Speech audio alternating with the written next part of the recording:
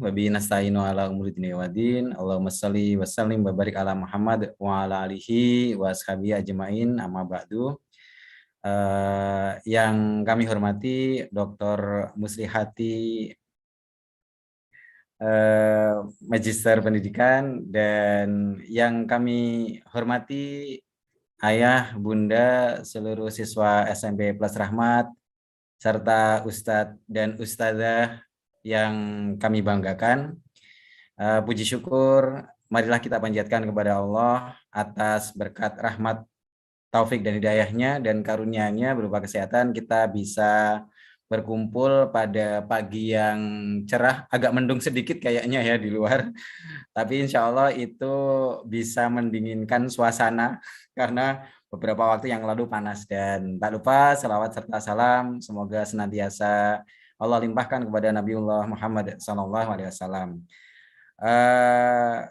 Hadirin yang ada di seminar parenting dengan tema membangun komunikasi yang benar, baik, dan menyenangkan untuk kesuksesan anak, pada kesempatan kali ini kita benar-benar bersyukur mengingat pada kesempatan kali ini kita bertemu dengan narasumber yang kompeten bagaimana cara berkomunikasi dengan anak, dan kita insya Allah akan banyak belajar. Tak lupa saya menyampaikan salam dari Ustazah Tutut selaku Kepala Sekolah kepada panjenengan semua yang kebetulan hari ini belum bisa membersamai. Moga-moga nanti bisa menyusul ya, karena kebetulan beliau ada di luar kota, ada keperluan di luar kota. Nah, hadirin yang ada di seminar parenting ini, tentunya kita punya tujuan yang sama di dalam kesempatan kali ini, yaitu memberi kemampuan, memberi pelayanan kepada anak untuk mendidik mereka mencapai tujuan yang namanya sukses. Nah, kalau di dalam judul kan untuk kesuksesan anak. Jadi kita sekarang belajar bagaimana caranya supaya anak sukses dengan komunikasi yang benar, yang baik, dan menyenangkan. Karena pada intinya mungkin nanti bisa dibahas oleh Dr. Muslihati Magister Pendidikan bagaimana baiknya. Bahkan mungkin kami sebagai guru-guru pun perlu mengupgrade kemampuan itu. Dan insya Allah ini adalah kesempatan yang baik bagi kita semua untuk belajar pada ahlinya. Saya rasa tidak terlalu banyak yang bisa saya sampaikan. Yang pasti kita menyambut gembira, kemudian bersyukur atas kesempatan yang Allah berikan untuk belajar bagaimana membangun komunikasi. Saya rasa itu yang bisa saya sampaikan. Mewakili Ustazah Tutut, mohon maaf jika ada hal-hal yang nanti kurang berkenan, dan kita berharap apa yang kita jalani pada hari ini diberkahi oleh Allah dan tentunya akan menghasilkan kemanfaatan terutama untuk kesuksesan anak-anak kita yang kita siapkan sebagai generasi yang akan datang, sebagai generasi yang bahagia, sukses, dan tentunya berbakti tidak hanya kepada orang tua tetapi kepada Allah Subhanahu wa taala. Kurang lebihnya mohon maaf. Barakallahu li wa lakum. Billahi taufik wal hidayah. Assalamualaikum warahmatullahi wabarakatuh.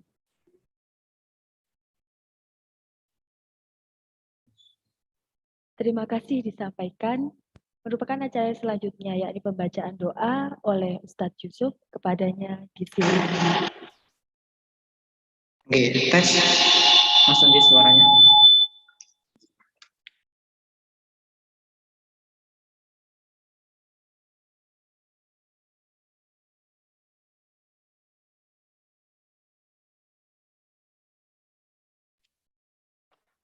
Tes, apakah sudah masuk suaranya?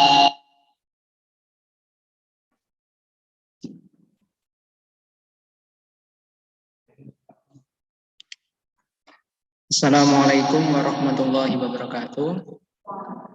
Waalaikumsalam. Marilah untuk membuka acara pagi hari ini kita buka dengan pembacaan doa agar pada acara seminar parenting yang akan dilaksanakan kali ini diberikan kelancaran dan pada akhirnya kita dapat memperoleh ilmu yang nantinya akan bermanfaat untuk membangun pola komunikasi yang baik dan positif dengan anak-anak kita, sehingga kita dapat menjadikan anak-anak kita pribadi yang soleh dan soleh. Bismillahirrahmanirrahim. Allahumma sholli ala Muhammad wa ala ali Muhammad. Walhamdulillahi rabbil alamin. Allahumma fadhihi lima ughliqa wal khatimi lima sabaqa. Nashril haqqi bil haqqi wal hadi ila syiratikal mustaqim wa ala alihi haqq qadrihi wa miqdarihi al-azim. Allahumma arhamna bil Qur'an waj'alhu lana imama wan nura wa huda wa rahmah. Allahumma dzakirna minhu ma nasina ma alimna minhu ma jahilna warzuqna tilawatahu anal al-laili wa atrafan nahar waj'alhu lana hujadan. Rabbana atina fid dunya hasanah wa fil akhirati hasanah wa qina adzabannar. Subhanalladzi amma yasifun wa salamun ala mursalin walhamdulillahi rabbil alamin. Al-Fatihah.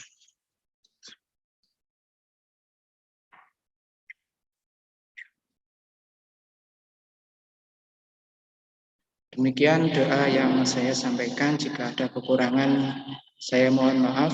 Wassalamualaikum warahmatullahi wabarakatuh.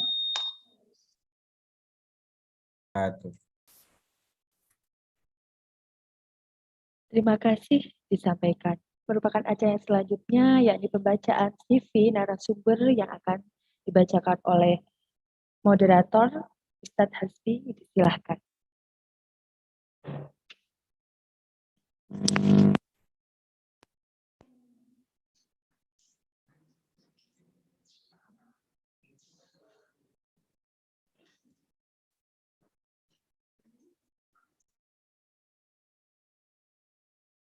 Bismillahirrahmanirrahim. Assalamualaikum warahmatullahi wabarakatuh. Waalaikumsalam warahmatullahi Selamat wabarakatuh. pagi, mohon izin Bumus, dosen saya, kajur saya saat kuliah yang mungkin kenangan Bumus ke saya ini banyak negatifnya ya. Karena jujur Bapak Ibu, Ayah Bunda sekalian, mungkin saya termasuk mahasiswa yang bandel dan alhamdulillah sekarang dipertemukan kembali dengan dosen saya, dosen idaman untuk sama-sama kita berbagi pada acara seminar parenting yang bertema membangun komunikasi yang benar, baik, dan menyenangkan untuk kesuksesan anak. Mohon izin juga Ustadzah Tutut, Ustadzah yang lain, Ustadz Sigit. Saya akan membacakan kurikulum vitae dari Ibu Dr. Hajah Muslihati SAG MPD, lahir di Probolinggo tanggal 18 Juli 1976, yang sekarang menjadi Ketua Departemen Bimbingan dan Konseling. Beliau mengampu banyak sekali mata kuliah di S1, S2 maupun S3 dengan berbagai penelitian dan pengabdian. Mungkin garis besarnya itu, kalau dibacakan satu-satu penelitian dan pengabdiannya sangat banyak ini. Nanti kita bisa belajar lebih lanjut, Ustadz-ustadz sekalian, terutama terkait dengan bagaimana membangun komunikasi yang benar, baik, dan menyenangkan. Ayah Bunda sekalian, tema ini jujur menjadi kegelisahan dari mungkin sekolah, mungkin Ayah Bunda dan banyak lingkungan pendidikan ya. Bagaimana kemudian ternyata anak-anak sekarang itu sudah melebihi dari apa yang kita bayangkan. Kalau banyak mungkin Ayah Bunda anak sekarang enggak seperti anak zaman dahulu ya. Yang sekarang enggak seperti yang dahulu ya, mungkin kurang lebih seperti itu, sehingga saya sendiri yang merasa ya masih muda, kadang melihat anak-anak kita ini enggak tembus ya, istilahnya tidak mampu menelisik di ruang-ruang yang ternyata komunikasi kami juga terbatas ya. Nah, jadi mungkin bagaimana kemudian komunikasi ini terbangun, harapan dari kegiatan ini bukan hanya sekedar apa ya istilahnya pengetahuan ya, tapi kesadaran yang kemudian kita aksikan bersama nggih Ayah Bunda. Jadi kolaborasi yang baik, efektif, dan untuk kesuksesan anak inilah yang kita harapkan dari kegiatan ini. Mungkin garis besarnya begitu. Monggo barangkali Bu Mus bisa untuk mempersiapkan share screen-nya dan memaparkan ilmu yang insya Allah sangat kita butuhkan untuk membangun komunikasi dengan anak-anak kita. Amin, Terima amin. kasih, monggo Bu Mus. Matur nuwun, ini saya manggilnya Mas Hasbi biasanya Ustadz Sigit. Nggih. Mboten, beliau ini mahasiswa yang kritis dan luar biasa. selalu memiliki banyak aspirasi seperti itu dan menjadi pemimpin di lembaga organisasi mahasiswa. Baik Bapak Ibu, Ayah Bunda, mohon izin saya mulai. Assalamualaikum warahmatullahi wabarakatuh. Waalaikumsalam warahmatullahi wabarakatuh. Alhamdulillahirabbil alamin. Assalatu wassalamu ala asyrafil anbiya wal mursalin sayyidina wa maulana Muhammad wa ala alihi wa ashabihi ajma'in. Raditu billahi rabba wa bil islami dina wa bi Muhammadin nabiyyan wa rasula. Rabbi zidna ilma warzuqna fahma bi rahmatika ya arhamar rahimin. Amin amin. Amma ba'du. Amin ya rabbal alamin. Yang saya hormati seluruh jajaran Dewan Guru, para pejuang pendidikan karakter, para pejuang kemajuan umat, wabil khusus Ibu Tutut. Tadi saya mengikuti nama lengkapnya dari Ustadzah Nikmah, tapi saya ngambil dari Ustadz Sigit. Ibu Tutut selaku Kepala Sekolah SMP Plus Rohmah, saya melihat profil sekolah penjenengan luar biasa Ustadz. Sekolah idaman. Semoga ini menjadi salah satu sekolah yang mencetak pemimpin Islam masa depan dan menjadi harapan masyarakat untuk menitipkan anak-anak sebagai generasi masa depan Indonesia. Amin ya rabbal alamin. Ustadz Sigit, Wakil Kepala Sekolah yang membersamai kita, matur nuwun sangat Ustadz atas kesempatannya. Ustadzah Nikmah, pembawa acara, luar biasa. Ustadz Hasbi, selaku moderator. Ini Ustadz Hasbi ini sangat banyak idenya, luar biasa. Dan Ustadz-Ustadzah yang lain, Ayah Bunda, Bapak Ibu yang saya hormati. Sebelumnya, saya mohon maaf, sesi pagi ini kita belajar bersama. Saya takut nguyai segoro nih Ustadz. Jadi kita belajar bersama, saya akan share apa yang saya ketahui dan saya laksanakan sesuai dengan pengalaman saya. Semoga ini menjadi ilmu yang bermanfaat bagi kita semua. Saya patut bersyukur dan harus bersyukur kepada Allah. Saya merasa setiap kesempatan saya berbagi itu bagian dari skenario Allah untuk mematangkan diri saya sebagai orang tua dan sebagai pendidik. Dan siapa tahu sedikit yang saya sharing bisa bermanfaat dan menginspirasi Bapak Ibu. Karena itu kita patut mengucap Alhamdulillahirabbil alamin. Dan hari ini kita bertemu juga untuk thalabul ilmi. Karena ini fardhatun ala kulli muslimin wa muslimatin, kita niatkan sebagai pelaksanaan dari ajaran dan tuntunan Rasulullah SAW, kita menjadi pembelajar sepanjang hayat.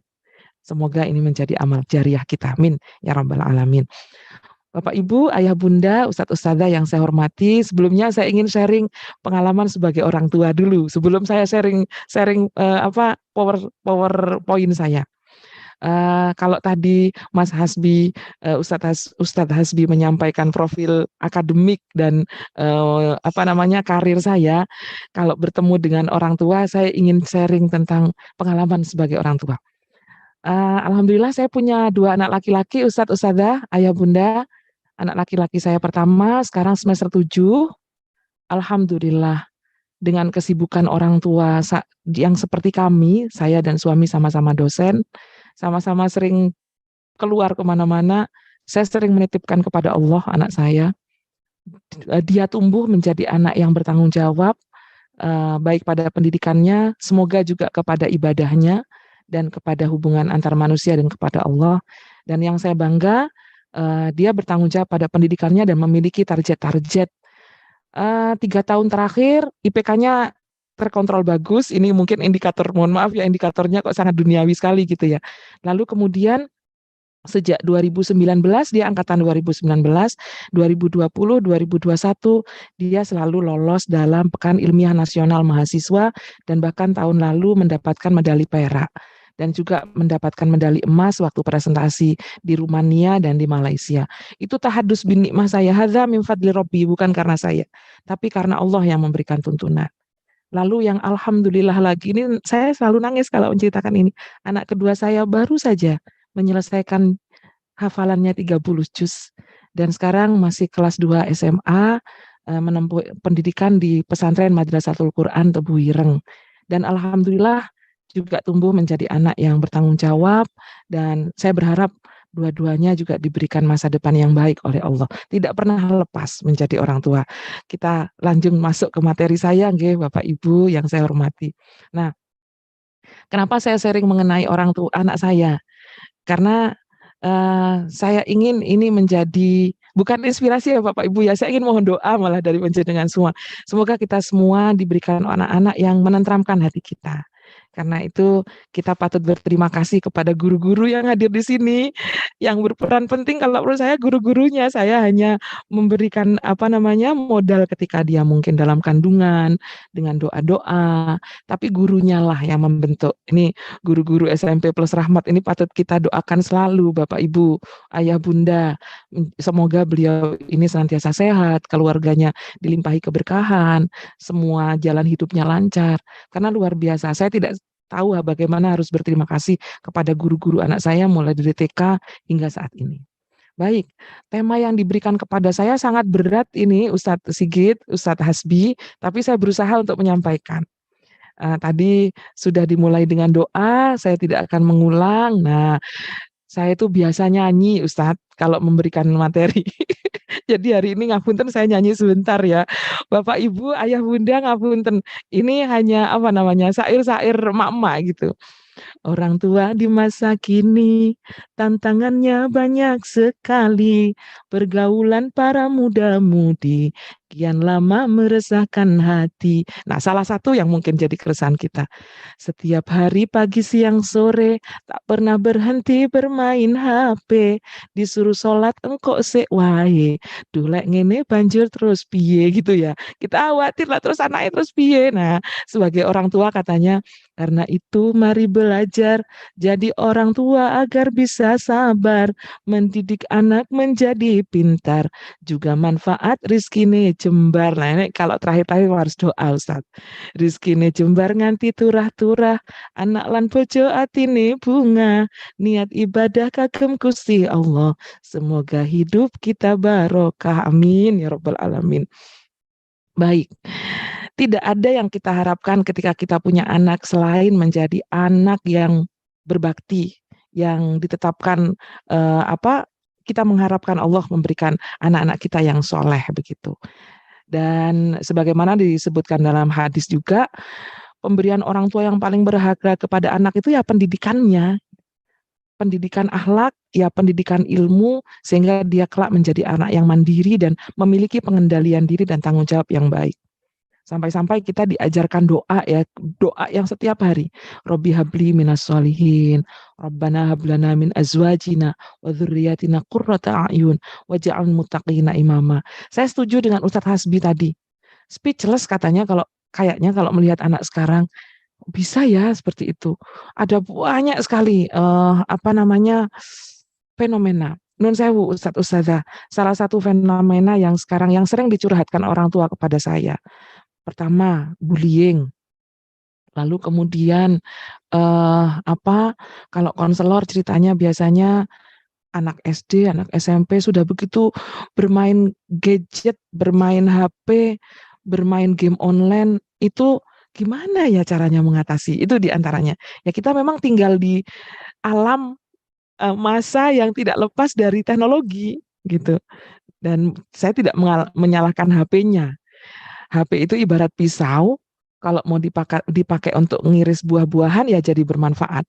Tapi kalau dibuat sesuatu yang berbahaya ya akan berbahaya.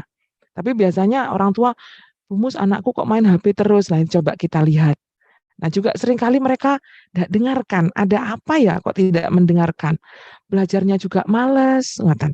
Nah, satu lagi ini, kita juga tidak nyalakan TikTok-nya, tapi pemanfaatan TikTok-nya. Nah, ini sekarang generasi TikTok nggih Bapak Ibu. Sekarang katanya Instagram sudah mulai ditinggalkan oleh anak-anak. Kemarin saya melakukan fokus group discussion penelitian dengan konselor dan dengan anak-anak SMA se-Malang Raya. Saya itu sedang riset Bapak Ibu, Ayah Bunda. Riset saya mungkin ngapunten rodok kemoncolan katanya orang-orang. Apa itu? Prediksi problematika kesehatan mental remaja di era metaverse. Sekarang ini kan sudah masuk metaverse katanya. Metaverse itu enggak tahu nanti manusia masuk ke alam bayang-bayang gitu, pakai alat virtual reality, di dalamnya bertemu dengan kayak napa niku animasi kayak avatar gitu. Tapi kemudian di situ ada interaksi kan, sebelumnya nggak kebayang kita seperti itu. Nah itu sudah ada sekarang. Gimana kira-kira masa depan anak kita? Nah kita juga terbiasa begitu lahir anak kita sudah kita kasih gadget. Sebagian orang tua mengatakan nek dak ditukokne kasihan nih, gak koyok koncone kan gitu ya. Itu bilangnya bentuk kasih sayang. Nah, kita analisis nanti benar-benar bentuk kasih sayang atau bukan gitu ya. Nah, dari kecil seringkali orang tua juga memberikan HP untuk menenangkan. Ini orang tuanya sibuk, anaknya dikasih HP. Nah, ini belum waktunya gitu, tapi sudah dikasih HP. Nanti kita ulas gitu ya, Pak Ibu. Di samping konten yang ada di dalamnya, jangan-jangan juga radiasi itu berbahaya bagi anak-anak. Saya kembali ke yang tadi Bapak Ibu, hasil FGD saya dengan anak-anak SMA sekota Malang. Sekarang dari riset saya Bapak Ibu, 3.000 siswa SMA SMK yang mengisi instrumen yang saya kirimkan. Instrumen saya itu berupa angket, skala begitu, skala kecanduan gadget, skala kecanduan sosial media, dan skala kesehatan mental yang saya adaptasi dari instrumen yang sudah baku dari luar negeri. Temuannya itu mengejutkan. Yang lebih banyak kecanduan gadget, sosial media, dan game itu sekarang bukan anak laki-laki, anak perempuan. Dan kecenderungannya yang mengalami kesehatan mental yang memburuk itu juga anak perempuan. Nah ini juga jadi warning bagi kita. Itu riset saya di Malang, nggak tahu mungkin kalau di Kediri Banten, Ustadz Sigit, Ustadz Nikmah mungkin beda. Itu di Malang, temuannya begitu. Dan kemarin yang diwawancara, itu anak-anak yang tingkat kecanduannya akut. Dan memang mereka cerita banyak itu, banyak sekali hal-hal yang membuat mereka menjadi pecandu game online dan gadget. Nah, mereka juga mengatakan sekarang itu bukan IG lagi yang mereka cari, tapi Instagram dan Twitter. Menurut saya mungkin bahasanya kurang sopan, karena lebih mudah mencari hal-hal yang lebih menyenangkan di dua instrumen itu. Kalau Instagram sudah banyak diblok, kalau Twitter itu masih banyak jalan-jalan tikusnya. Begitu juga dengan Telegram. Bisa mengakses film-film yang tidak sepantasnya, bisa mengakses tautan-tautan yang membahayakan, terutama dari negara-negara yang tanpa nilai. Saya sebut mawon negaranya ngapunten, bukan bermaksud kita menjelekkan negara itu, tapi memang masyarakat di situ kan beda dengan Indonesia. Thailand misalnya, yang cenderung menghalalkan LGBT. Lalu kemudian Korea misalnya, yang sangat mudah orang untuk bunuh diri. Sehingga banyak sekali hal-hal yang membuat anak kita itu terpicu meniru mereka. Nah, ini seperti ini gambarannya Bapak Ibu, ngapunten seperti ini. Nah, ibunya kadang-kadang tidak bisa lepas dari HP gitu ya. Ini juga menjadi tantangan. Bahkan sambil tidur, ngapunten ini Ustadz, saya kasih gambar. Sehingga kebersamaannya itu tanpa komunikasi. Benar, topiknya itu sudah leres dari SMP Plus Rahmat, itu topik yang sangat bagus sekali. Dan saya sangat salut SMP Rahmat ketika mendidik anak tidak sekedar ke anak, tapi juga mengajak orang tua belajar bersama. Ini saya salut.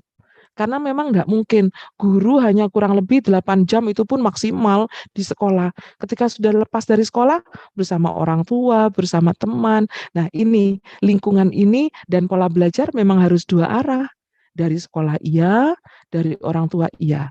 Karena kalau tanpa itu maka tidak bisa maksimal.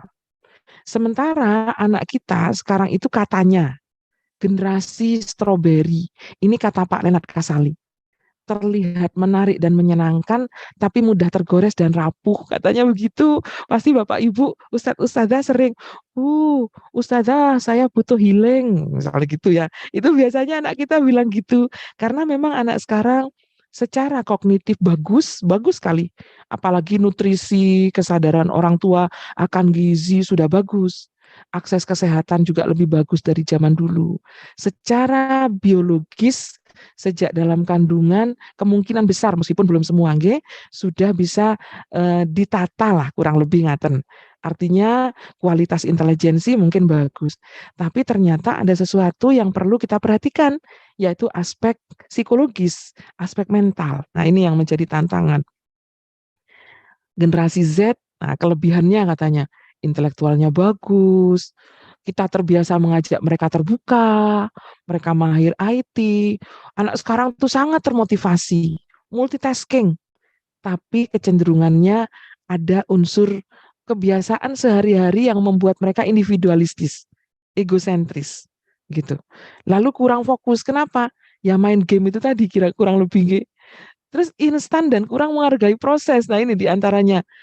Anak sekarang itu kalau kalau dibilang bahasanya Ustadz Hasbi ini, resiliensi, daya juangnya itu kurang. Nah itu makanya tadi itu dibilang generasi strawberry dan memiliki emosi yang cenderung labil. Nah ini cocok nopo mboten? Ini kan prediksi teori, nggih, cocok nopo mboten? Mari kita diskusikan bersama nanti.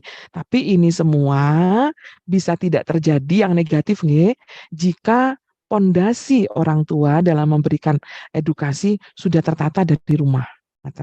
Hanya saja kemungkinan yang tidak bisa kita kontrol sepenuhnya itu adalah pergaulan di dunia maya dan pergaulan dengan teman sebaya. Itu variabel yang sangat sulit untuk dikontrol, Ustadz Ustadzah, Bapak Ibu sekalian. Nah, bagaimana kita berkomunikasi? Ini kita coba untuk menata mindset kita dulu. Anak menurut Al-Quran adalah anugerah dan rezeki dari Allah. Kadangkala kita menganggap, wah anak kita itu harus begini, prestasinya sama dengan kita. Nggak sama ternyata. Minatnya beda, kecenderungannya beda. Karena memang oleh Allah dicetak khusus, ya cuma lewat kita begitu.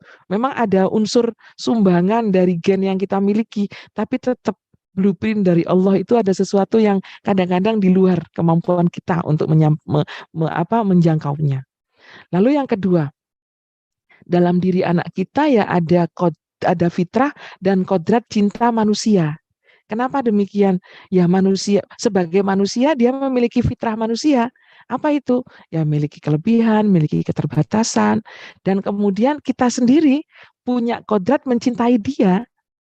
Begitu hamil, lahir, ibu itu sudah diberikan cinta gitu ya oleh Allah untuk mencintai anaknya.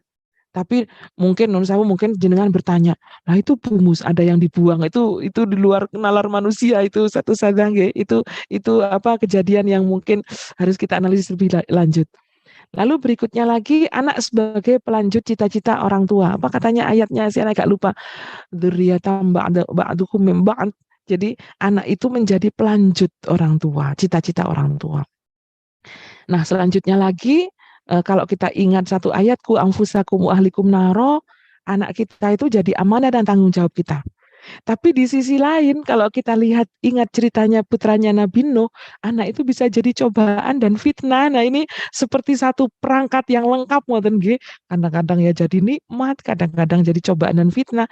Jenengan mungkin pernah mungkin tanya, kalau bumus bagaimana nggih? Sami wong sami menungsoni. Sama, anak saya kadang juga menjengkelkan, saya juga bagi anak saya juga menjemukan. Namanya beda generasi nggih.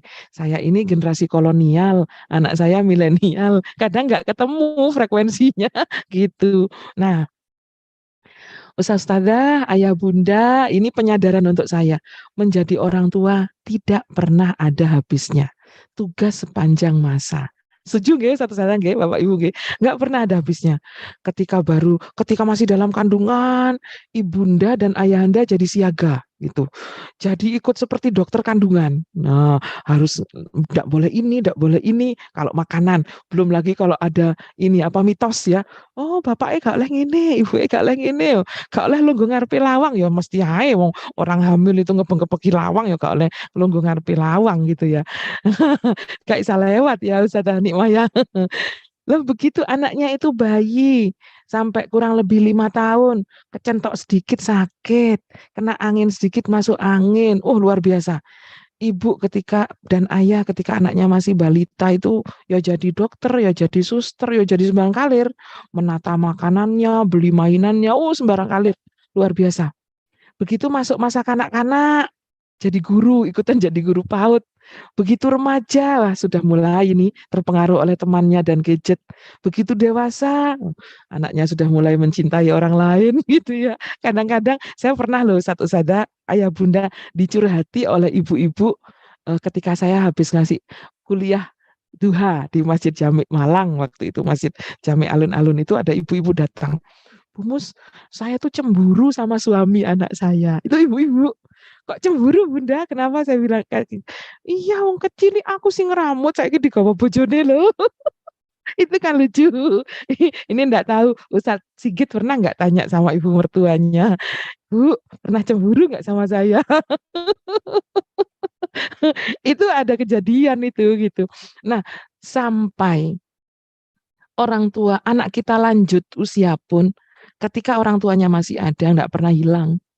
Makanya kasih kasih ibu sepanjang jalan katanya. Lah kasih anak ini tergantung sepanjang berapa ini, apa seperti peribahasa sepanjang galah. Nah, ini sengaja saya nyari foto yang pas ini Ustadzah Nikmah ini. Ngantarkan anaknya kuliah. Betapa bahagia ibunya ketika wisuda. Oh, Ustadz Hasbi tanyakan gimana ibunya, bapaknya saat wisuda. Saya tuh sering menemui orang tua yang kejurusan, terus anaknya ndak lulus sampai nangis-nangis. Subhanallah. Saya tuh kalau sudah menasehati anak-anak yang angkatan lama gitu, saya ginikan, Dok, sampean bayangno orang tua sampean seneng lek sampean lulus. Terus saya bilang gini juga, lek sampean gak lulus, nanti kalau sampean jadi ibu terus anaknya tanya, "Mama dulu kok ndak lulus kuliahnya, kenapa?" Gak iso jawab. Saya gitu kan, anak-anak termotivasi. Nah, nggak cukup hanya ngantarkan wisuda, ngantarkan nikah, nggih Ustadz Sigit nggih, ngantarkan nikah, menjadi wali nikah. Ini saya pernah menyampaikan ke anak-anak di kelas, berhati-hati, ngapunten cerita saya ke sana kemari Ustadzah, ayah bunda. Saya sampaikan, Nduk, Mas, Mbak, hati-hati dengan pergaulan. Ini kita memohon kepada Allah semoga semua terjaga. Karena kalau sampai terjadi kehamilan di luar nikah, anaknya perempuan itu tidak berhak, nanti nikah tidak berhak diwalii oleh orang tuanya, oleh bapaknya.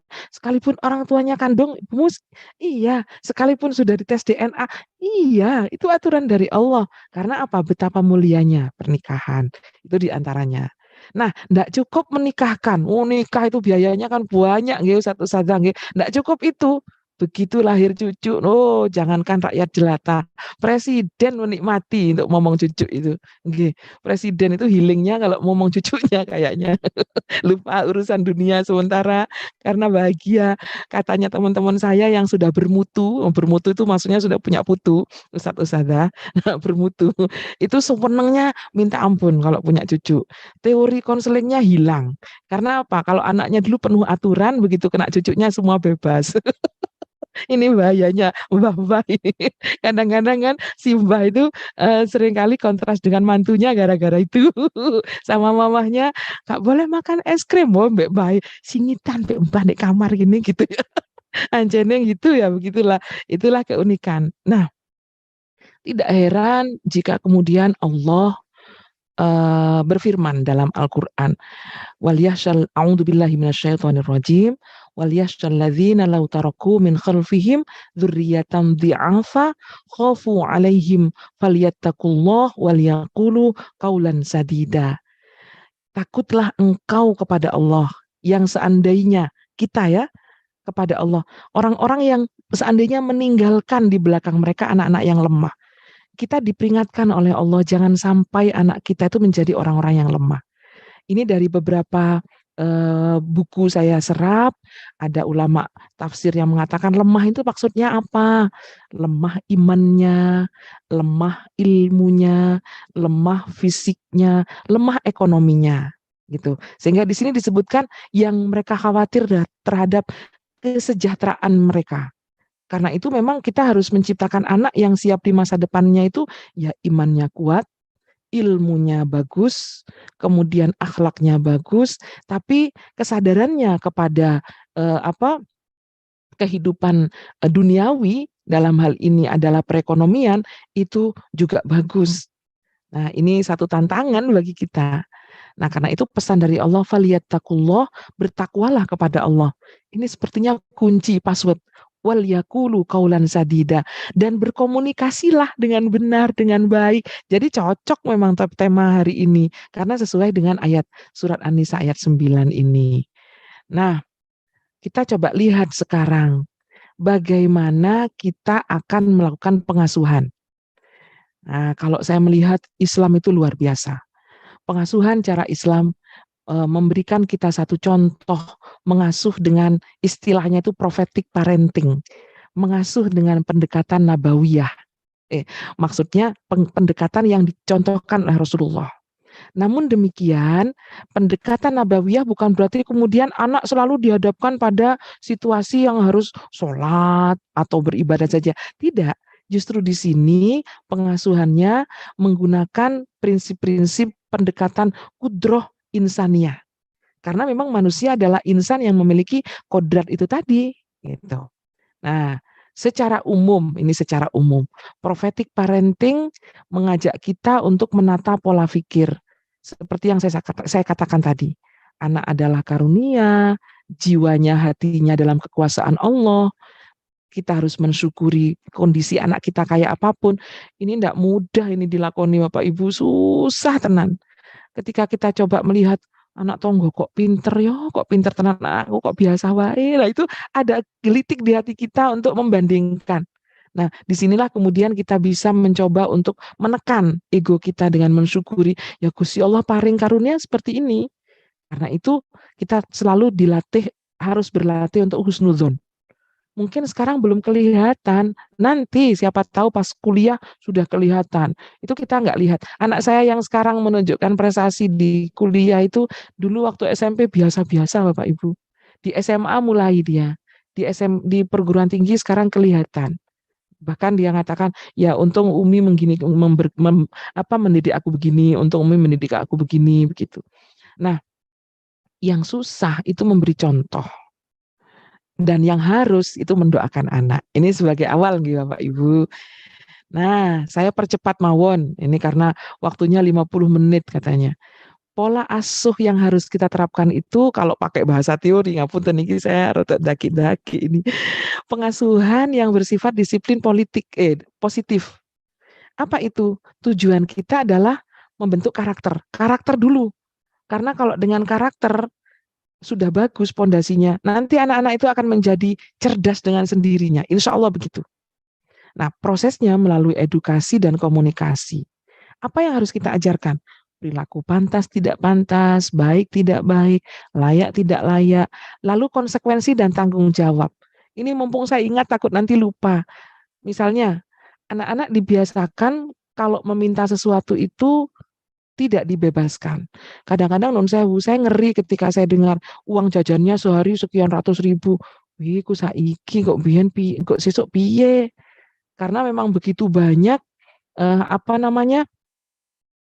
orang tua yang sekarang mungkin tingkat ekonominya udah bagus. Belum lagi anak-anak pengen jajan ini, jajan itu.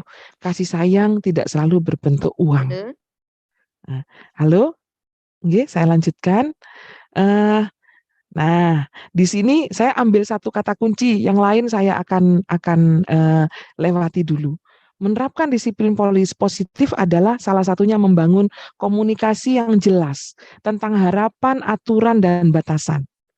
Kita ambil contoh. Kalau anak mau menginginkan sesuatu, kita ajak itu kebutuhan atau keinginan.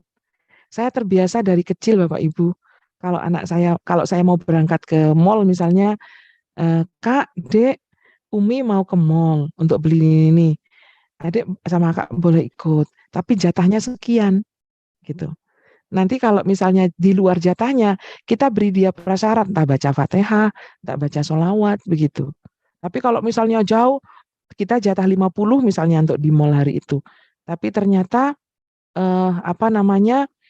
dia menginginkan benda yang memang dia butuhkan tapi masih jauh. Kalau tidak mendesak, kita ajarkan dia untuk menahan diri. Karena itu bagian dari latihan kontrol diri. Kalau misalnya mendesak, ya kita minta dia untuk menunjukkan syarat-syarat yang penting gitu. Misalnya seperti tadi, ketentuan berlaku ya, Ustaz Hasbi ya, baca Al-Fatihah atau apa Al-Fatihah, satu Al-Fatihah dihargai 5.000 misalnya. Jadi kalau kurangnya 20.000, baca Al-Fatihahnya 4 kali. Terlalu keras katanya. Tapi dengan begitu anak-anak ternyata menjadi lebih eman kepada uang dan tahu betapa berharganya uang. Ini alhamdulillah sekali. Anak saya yang pertama itu hadiah-hadiah lomba yang dia dapat dari Kemdikbud, hadiah dari UM, dia investasikan. dibelikan emas batangan. Terus saya tanya, itu ada jatah orang lain, dia zakatkan, begitu belajar zakat. Karena dari kecil saya coba, meskipun ya pasti saya pola asuh saya tidak sempurna Bapak Ibu, emak sama bapak PLO pasukan lali omah ya. Terus kemudian, nah ini Nun Sewu, bagaimana sih sebenarnya komunikasi itu Bu Mus? Kalau kita ambil dari teori ini, saya coba ringkas secara sederhana, nggih, Ibu Bapak Ustaz-Ustazah yang saya hormati. Komunikasi itu pada prinsipnya kita menyampaikan pesan kepada orang lain atau menerima pesan, baik itu verbal maupun non-verbal.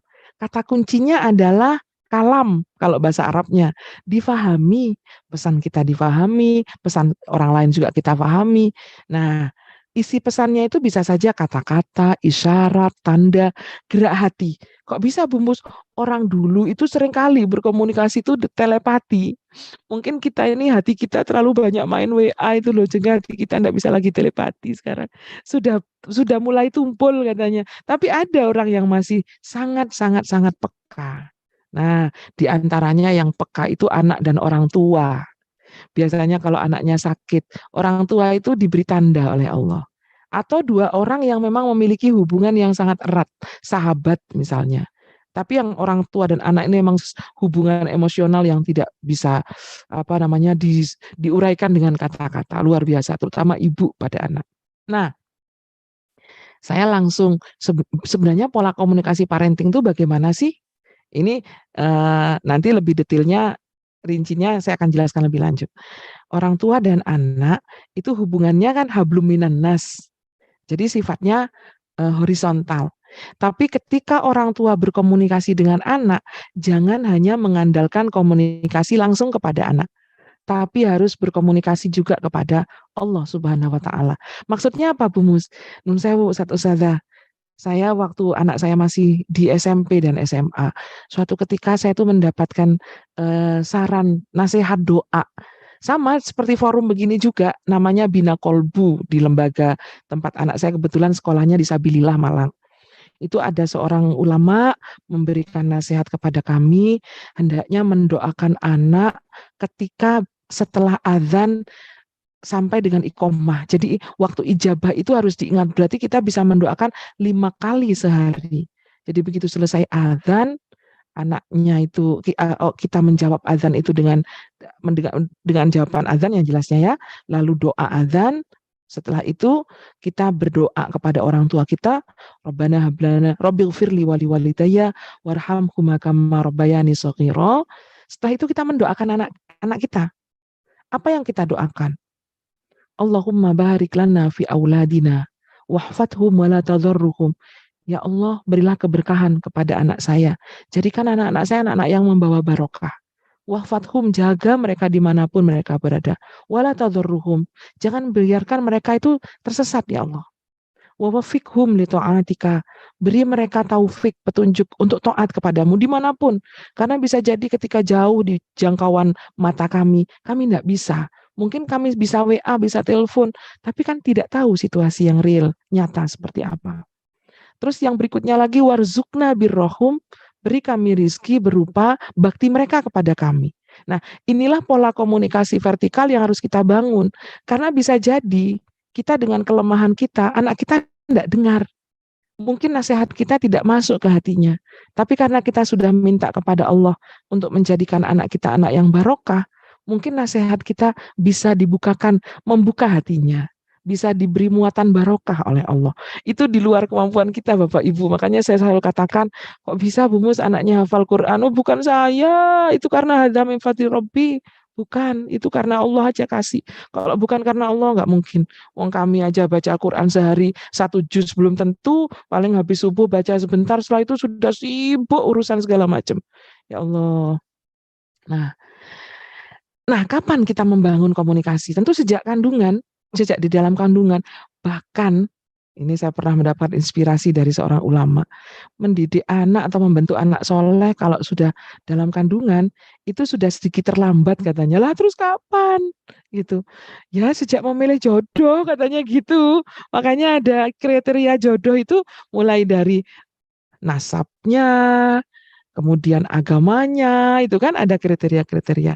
Tapi jangan kemudian kita menyesal, loh anakku kadung lahir, turun tak gini kan, tak doakan, tidak apa-apa. Sampai kapanpun kan doa ibu, doa orang tua itu kata Rasul seperti doa Nabi kepada umatnya.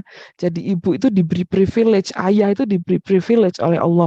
Doanya tembus yang bisa diijabah oleh Allah. Itu yang sebagai balikannya, nah nanti saya sebutkan. Sebagai hadiahnya apa? Sebagai hadiahnya ya kita akan mendapatkan doa anak soleh nanti. Nah, kenapa saya katakan tadi komunikasi itu tidak hanya dengan kata-kata dan dengan apa tadi tanda, dengan gerak hati. Karena ruang komunikasi itu tidak hanya di ruang komunikasi ketika manusia hidup.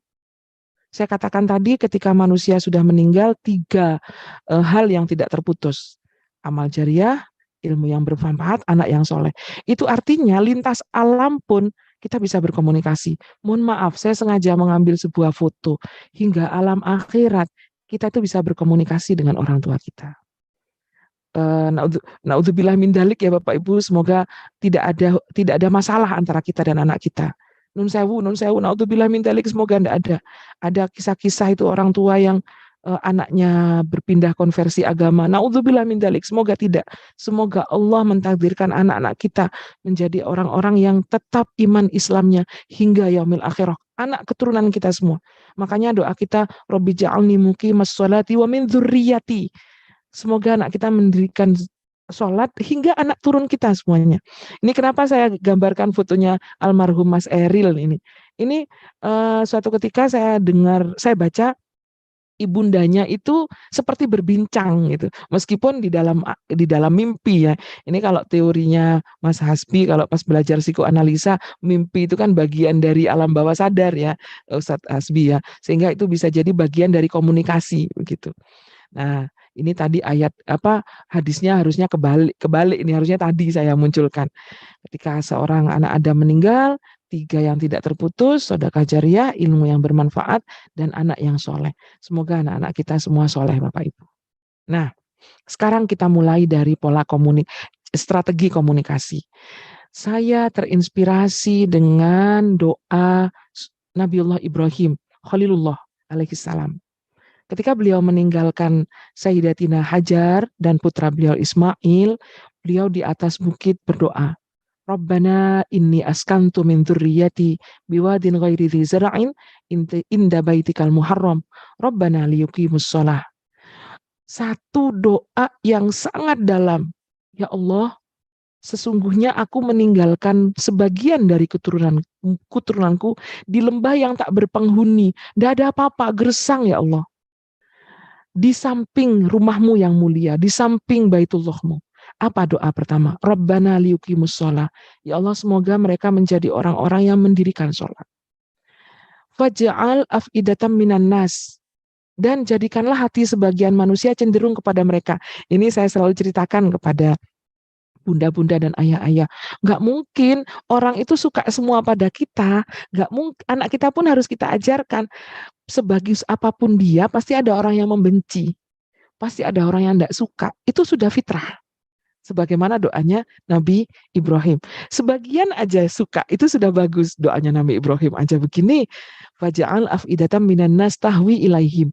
Lalu kemudian doanya Nabi Ibrahim lagi apa? Ini mengenai ekonomi, finansial. Warzuqhum minas samarat. Ya Allah, berilah mereka rizki dari buah-buahan. Ini kan sebagai isyarat ya.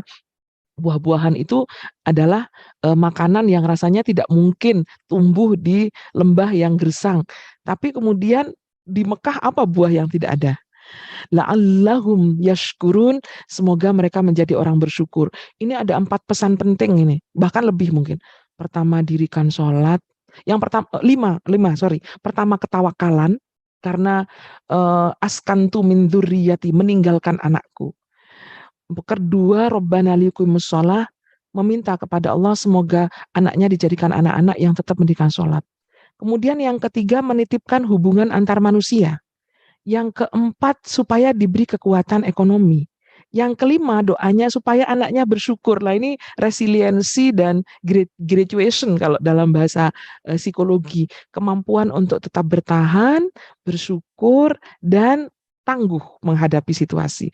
Dalam ini doanya Ustadz-Ustadzah. Nah, lalu kemudian kalau sudah seperti itu, ini vertikalnya yang saya ambil tadi pertama kali. Kalau horizontalnya gimana, Bu Mus? Pola komunikasi yang pertama, kalau kita komunikasi dengan anak, saya teringat nasihat Sayyidina Ali. Sesuaikan dengan usia anak. Sayyidina Ali memberikan satu pesan, ini nanti saya balik lagi ke sini.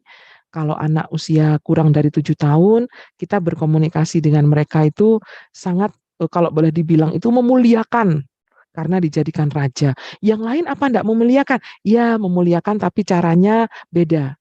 Nah ini bahasanya kalau orang lain bukan kekerasan ya Ustadz Ustadzah, Bunda, ya Bunda, 7 tahun kedua diperlakukan sebagai tawanan. Ini tawanan dalam tanda kutip, artinya kita sudah memberlakukan aturan, kita memberlakukan konsekuensi, bahasa awamnya itu antara hukuman dan reward katanya gitu.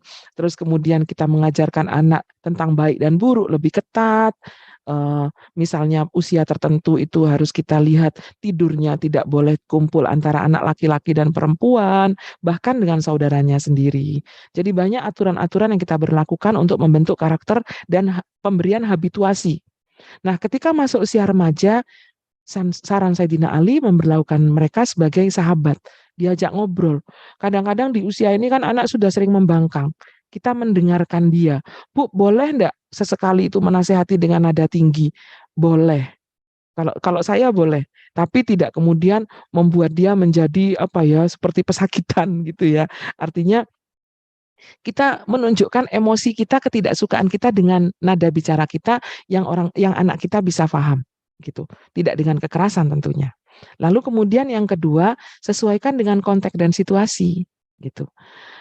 Misalnya anak laki, kalau anak perempuan beda Bu Mus. Ya ada agak sedikit beda, anak perempuan itu agak sedikit baperan memang. Anak laki, kalau pola ini sih bagi anak laki dan perempuan sama sih. Kalau menasehati anak, itu sebaiknya berkomunikasi berhadapan langsung. Saya pernah menasehati sambil nyapu, sambil saya ngedumel. Bu Mus pernah begitu ya? Sering, saya juga manusia. Ngedumel begitu sambil goreng tempe, gak masuk Bapak Ibu, masuk telinga kanan keluar lagi.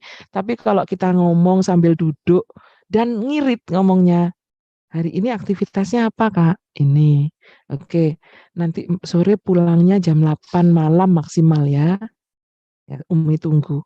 Udah nggak usah panjang-panjang lagi, gitu. Terus misalnya, mohon maaf saya punya kebiasaan kalau Jumat, kalau Kamis anak saya minta pulang sebelum maghrib. Sebelum maghrib ya pulang ya. Itu komunikasinya tidak usah terlalu panjang. Memang anak laki tidak suka terlalu panjang.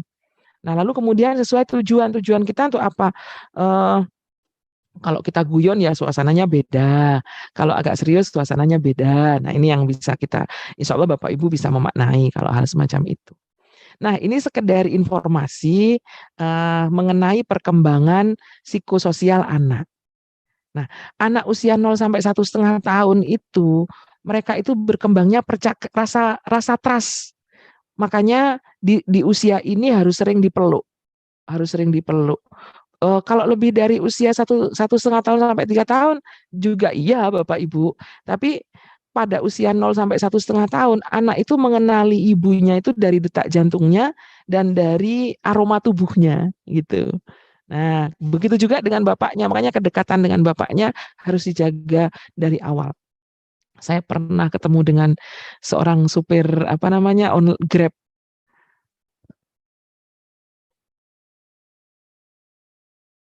Mohon maaf saya batuk sebentar. Supir Grab saya tanya, ini orangnya kok berbeda ya? Sepertinya bukan orang yang terbiasa bekerja di luar gitu. Ternyata beliau itu dulunya seorang semacam nakoda kapal pesiar begitulah kurang lebih. Saya tanya, kenapa kok berhenti Pak? Saya gitu, anak saya enggak kenal saya nanti Bu kalau saya lama enggak ketemu katanya gitu. Jadi dia mengorbankan profesinya dan berusaha yang lain demi anaknya. Nah, begitu juga usia 1,5 tahun sampai 3 tahun rasa otonomi dan malu. Maka di usia ini anak harus dibombong rasa percaya dirinya. 3 sampai 5 tahun inisiatif dan rasa bersalah. Jangan sering disalah-salahkan. Nah, usia 5 sampai 12 tahun berkembangnya kreativitas. Maka sering diberi peluang. Sekalipun jelek tulisannya atau apa, oh luar biasa. Nah, nanti kita latihan lagi ya, Dek, gitu. Nah, usia 12 sampai 18 tahun ini masa kritis Bapak Ibu, ini masa identitas. Dari kecil sudah harus, ini kenapa banyak Bapak Ibu tanya saya, kenapa sekarang banyak anak yang mulai menunjukkan laki-laki tapi gemulai. Mohon maaf sekali. Kemungkinan di tahapan antara tahap 3 dan tahap 4 dan 5 ini ada pembimbingan yang tidak maksimal. Jadi harus disampaikan bahwa Kak, sampean laki-laki gitu. Apa bedanya? Ya laki-laki itu begini-begini, tuntutan masyarakat begini. Mungkin bahasanya bisa lebih sederhana ya. Laki-laki itu begini-begini, perempuan begini. Itu bukan kemudian membeda-bedakan, tidak. Memang ada satu identitas tertentu yang muncul pada dari laki-laki dan perempuan, meskipun nanti di peran masyarakatnya mungkin akan sama gitu ya. Nah, usia 18 sampai 40 tahun ini memang masa usia keintiman dan isolasi. Makanya seperti Ustadz Hasbi ini sudah menikah, Ustadz Sigit? Belum ya? Oh sudah. Alhamdulillah. Makanya masa usia ini masa keintiman. Oh belum. Dalam waktu dekat tuh. Dalam waktu dekat, amin. Sesuai dengan tahapan di usia ini memang membutuhkan pasangan atau menjadi sangat terasing kalau tidak memiliki pasangan gitu. Lalu kemudian usia 40 sampai 65 ini usia generativitas atau stagnasi, ini kan sudah mulai berkiprah di masyarakat, lalu memberikan kontribusi. Ini usia-usia yang memang sudah mulai mapan ya. Nah, kalau usia 65 itu antara integritas ego, jadi menyadari bahwa sudah lanjut usia dan seterusnya, atau ada juga orang yang mengalami keputusasaan justru. Tinggal mau pilih yang zona kiri atau zona kanan. Tentu yang kita harapkan zona kiri ya, seperti itu. Nah, ini gambaran Ustadz Ustadzah, ini gambaran komunikasi. Jadi dengan anak itu memang harus sejajar. Makanya kalau kita lihat guru atau mungkin kita lihat, ini bukan berarti pola komunikasi barat selalu baik, tidak. Tapi beberapa yang bisa kita contoh, kalau guru berkomunikasi dengan anak-anak di barat itu memang sejajar gitu. Jadi berusaha untuk kita memposisikan di posisi mereka. Itu akan membuat anak merasa lebih nyaman, merasa lebih aman gitu. Nah, untuk orang tua bagaimana? Nah, ini meja makan itu adalah ruang komunikasi yang bagus. Ini kan sudah jarang sekarang, paling ketemunya sarapan. Makan malam, kadang udah makan malam sendiri-sendiri. Tapi ketika sarapan tuh kalau bisa kita setelah makan, kita tanya aktivitas yang kemarin, apa pengalaman barunya. Kenapa kalau makan itu nyaman untuk diajak ngobrol? Ini katanya pernah ada cerita. Karena saat makan itu otak kita rileks. Sehingga seringkali orang kalau melakukan lobby itu sambil makan itu karena itu. Karena saat makan tuh otak bahagia kita muncul. Nah, yang paling sulit, kenapa gambar saya bukan anak perempuan? Ini yang paling sulit anak laki-laki kan seringkali. Tapi anak perempuan juga sulit kadang-kadang. Berkomunikasi dengan anak laki-laki ya memang kalau bapak dengan bapak, kadang-kadang kan kelas bapak anak perempuan, anak laki-laki seringkali kan dekatnya dengan ibu gitu ya. Seringkali, tidak selalu. Anak perempuan dekatnya dengan bapak gitu, kelasnya dengan ibu, tapi tidak selalu. Nah, karena itu bapak perlu memiliki momen-momen bersama dengan anak laki-laki untuk membangun hubungan sekaligus memberikan imitasi atau memberikan contoh bagaimana menjadi laki-laki yang bertanggung jawab. Seperti itu. Nah, strategi komunikasi lagi. Kalau kita menyampaikan sesuatu kepada anak, sampaikan dengan kalimat jelas dan lugas. Jangan pakai bahasa yang terselubung, gak paham anak sekarang gitu.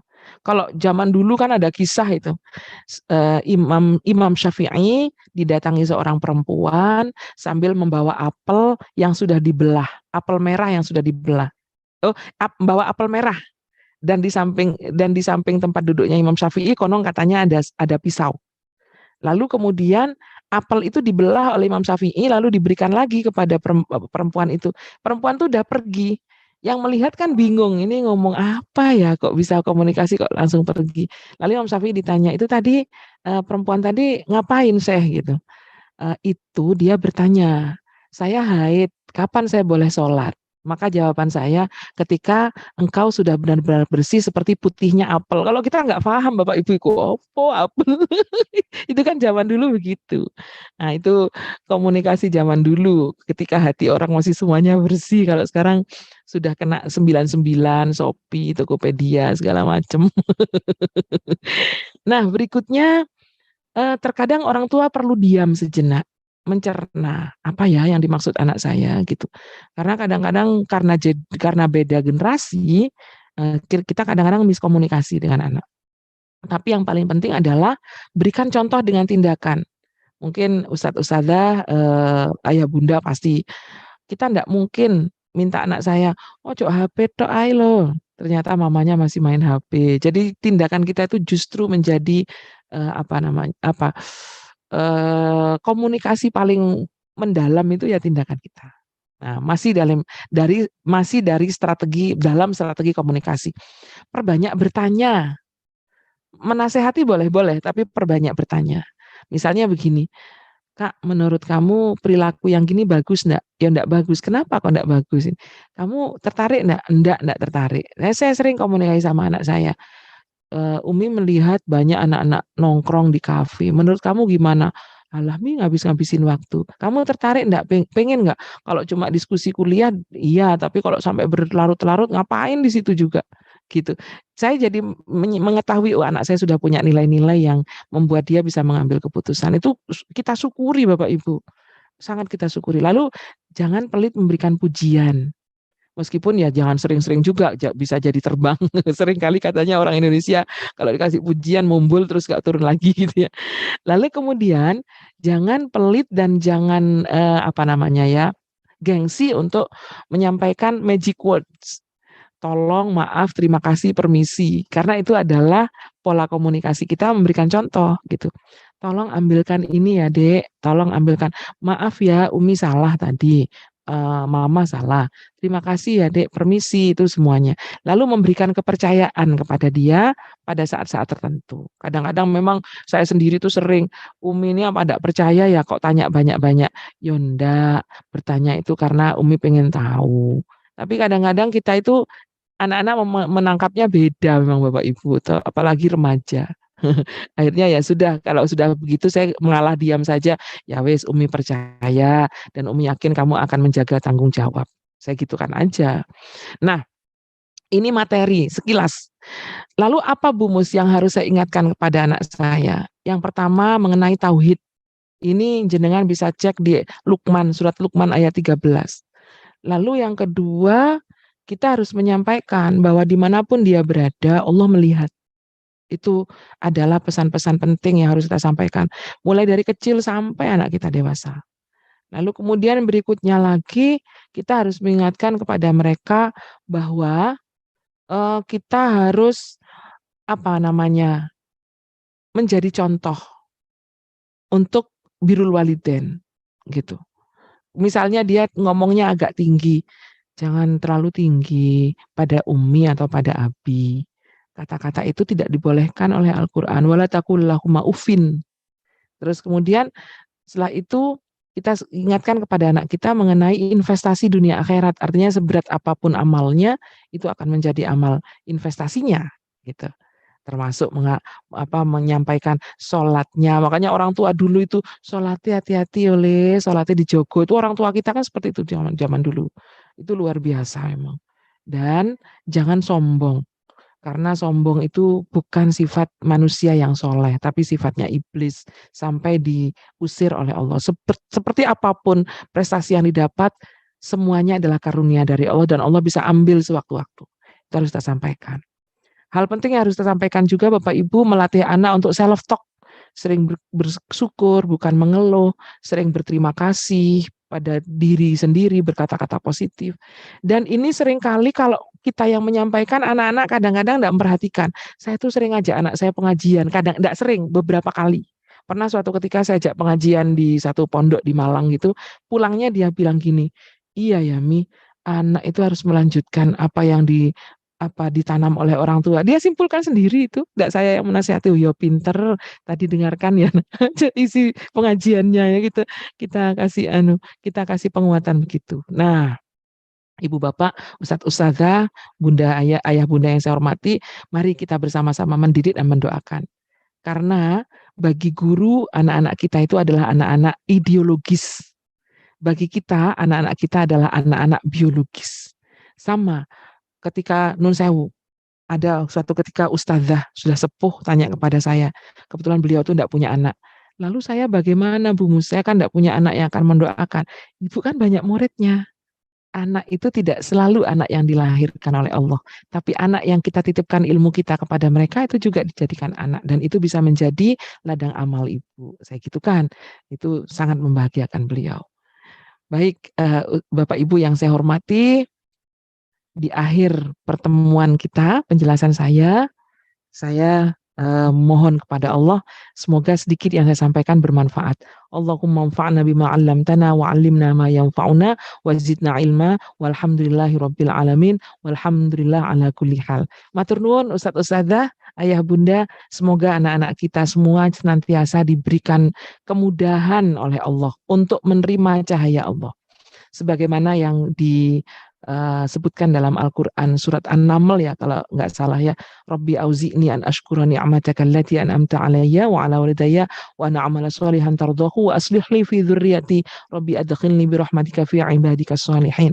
Semoga kita juga jadi orang tua yang senantiasa belajar, karena namanya manusia, imannya yazid wa yangkus, bertambah berkurang. Itu fitrah.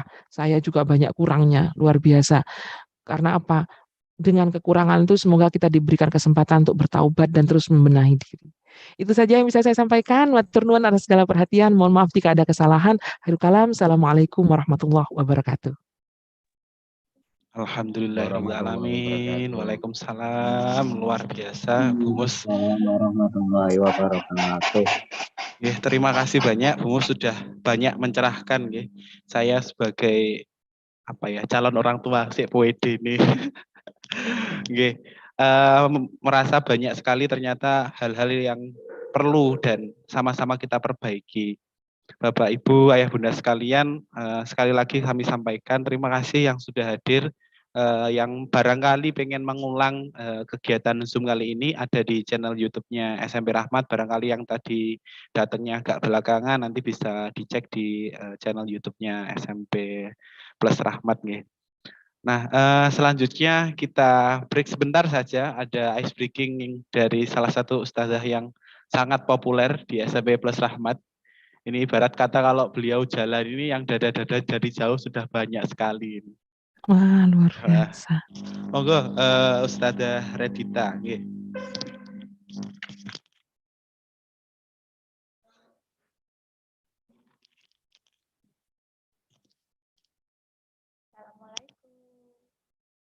Waalaikumsalam. Selamat pagi, Bu.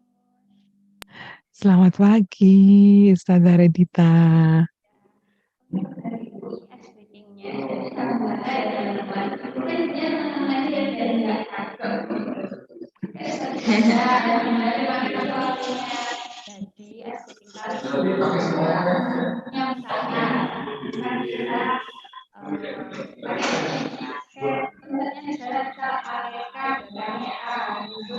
Misal Abu Dhabi, lanjut lagi I.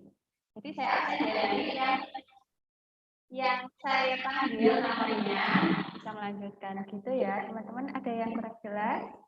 Bungkus jelas? Tadi sepertinya ada suara dari mikrofon yang lain. Jadi, mungkin bisa dijelaskan satu kali lagi, Ustazah Redita. Jadi kita pakai konsepnya negara ini teman-teman. Jadi misal pakai nama negara Amerika, lanjut lagi Amerika belakangnya A, lanjut lagi Abu Dhabi, belakangnya lagi pakai I, bisa Indonesia dan seterusnya. Begitu, ada yang kurang jelas? Jadi yang saya panggil namanya bisa menyampaikan ya. Misal Bungus, Amerika, lanjutnya apa Bungus? Arab Saudi. Oke, lanjut Ustadz Sigit, monggo. I, belakangnya. Ustadz Sigit masih di mute.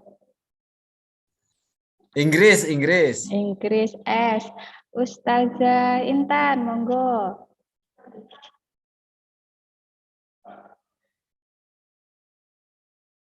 S Ustazah Intan. S. Inggris, belakangnya S.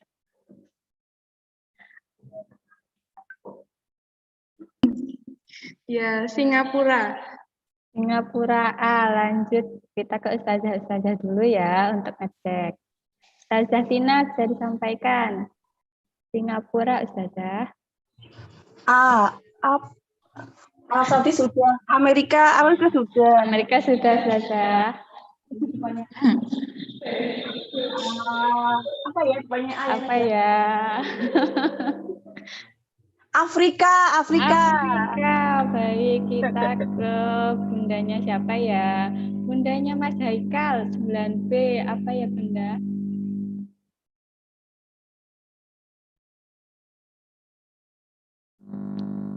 Bundanya Mas Haikal Singapura.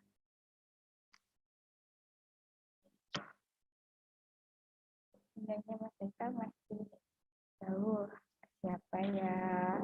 Oke, kita ke papanya Mbak Jasmine 8A. Jadi terakhir apa ya? Terakhir A ya. Ya, apa ya? Terakhir A dari saya Afrika Selatan. Afrika Selatan, boleh. Lanjut kita ke Ustadz Amin. Ustadz Amin huruf N. Ustadz Amin.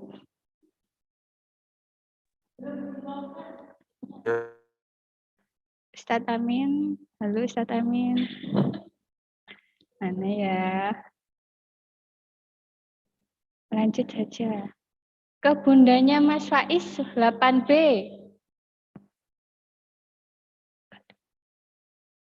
Bundanya Mas Faiz ada nggak ya?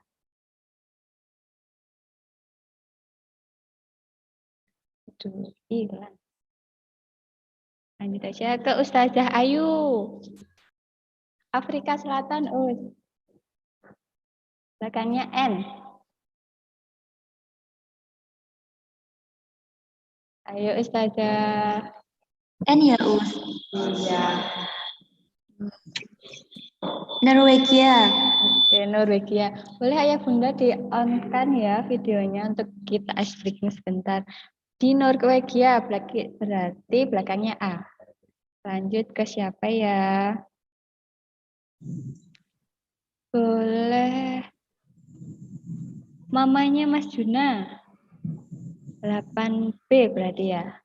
Mama Mas Juna ada?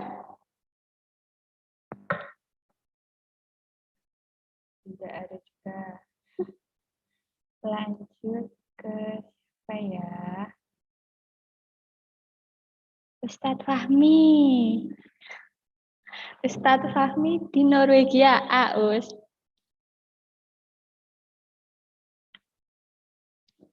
Ustadz Fahmi monggo.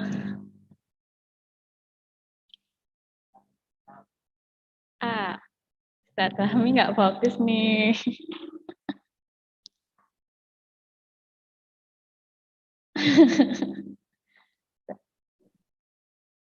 Australia. Australia, lanjut huruf A lagi. Mungkin ke bundanya siapa ya yang akan sekarang?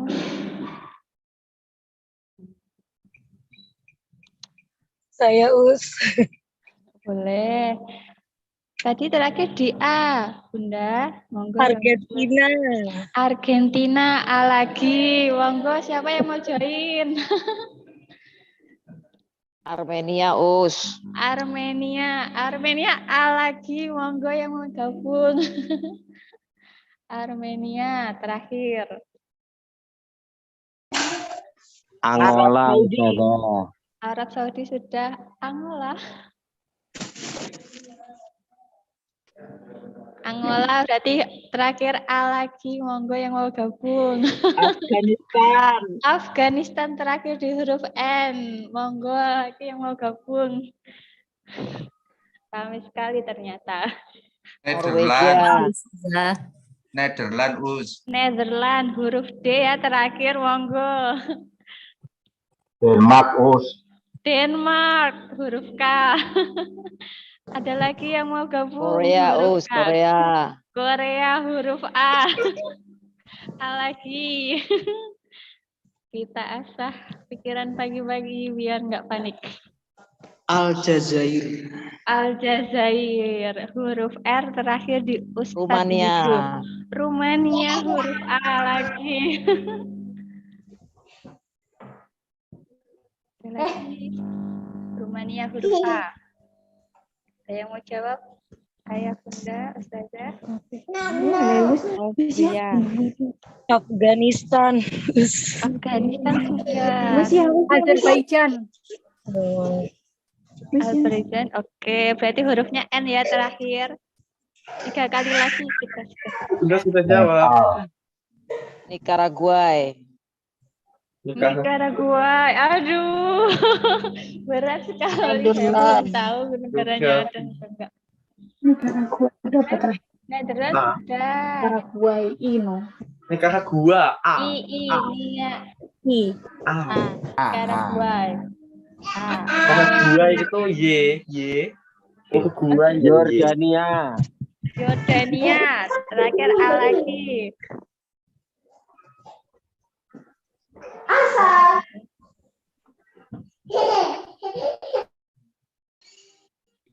A. A lagi teman-teman. Andorra. Andorra, A lagi. Abu Dhabi. Abu Dhabi sudah di awal. Boleh lagi. Austria, Us. Gimana Bunda? Austria. Austria, Iya. A lagi.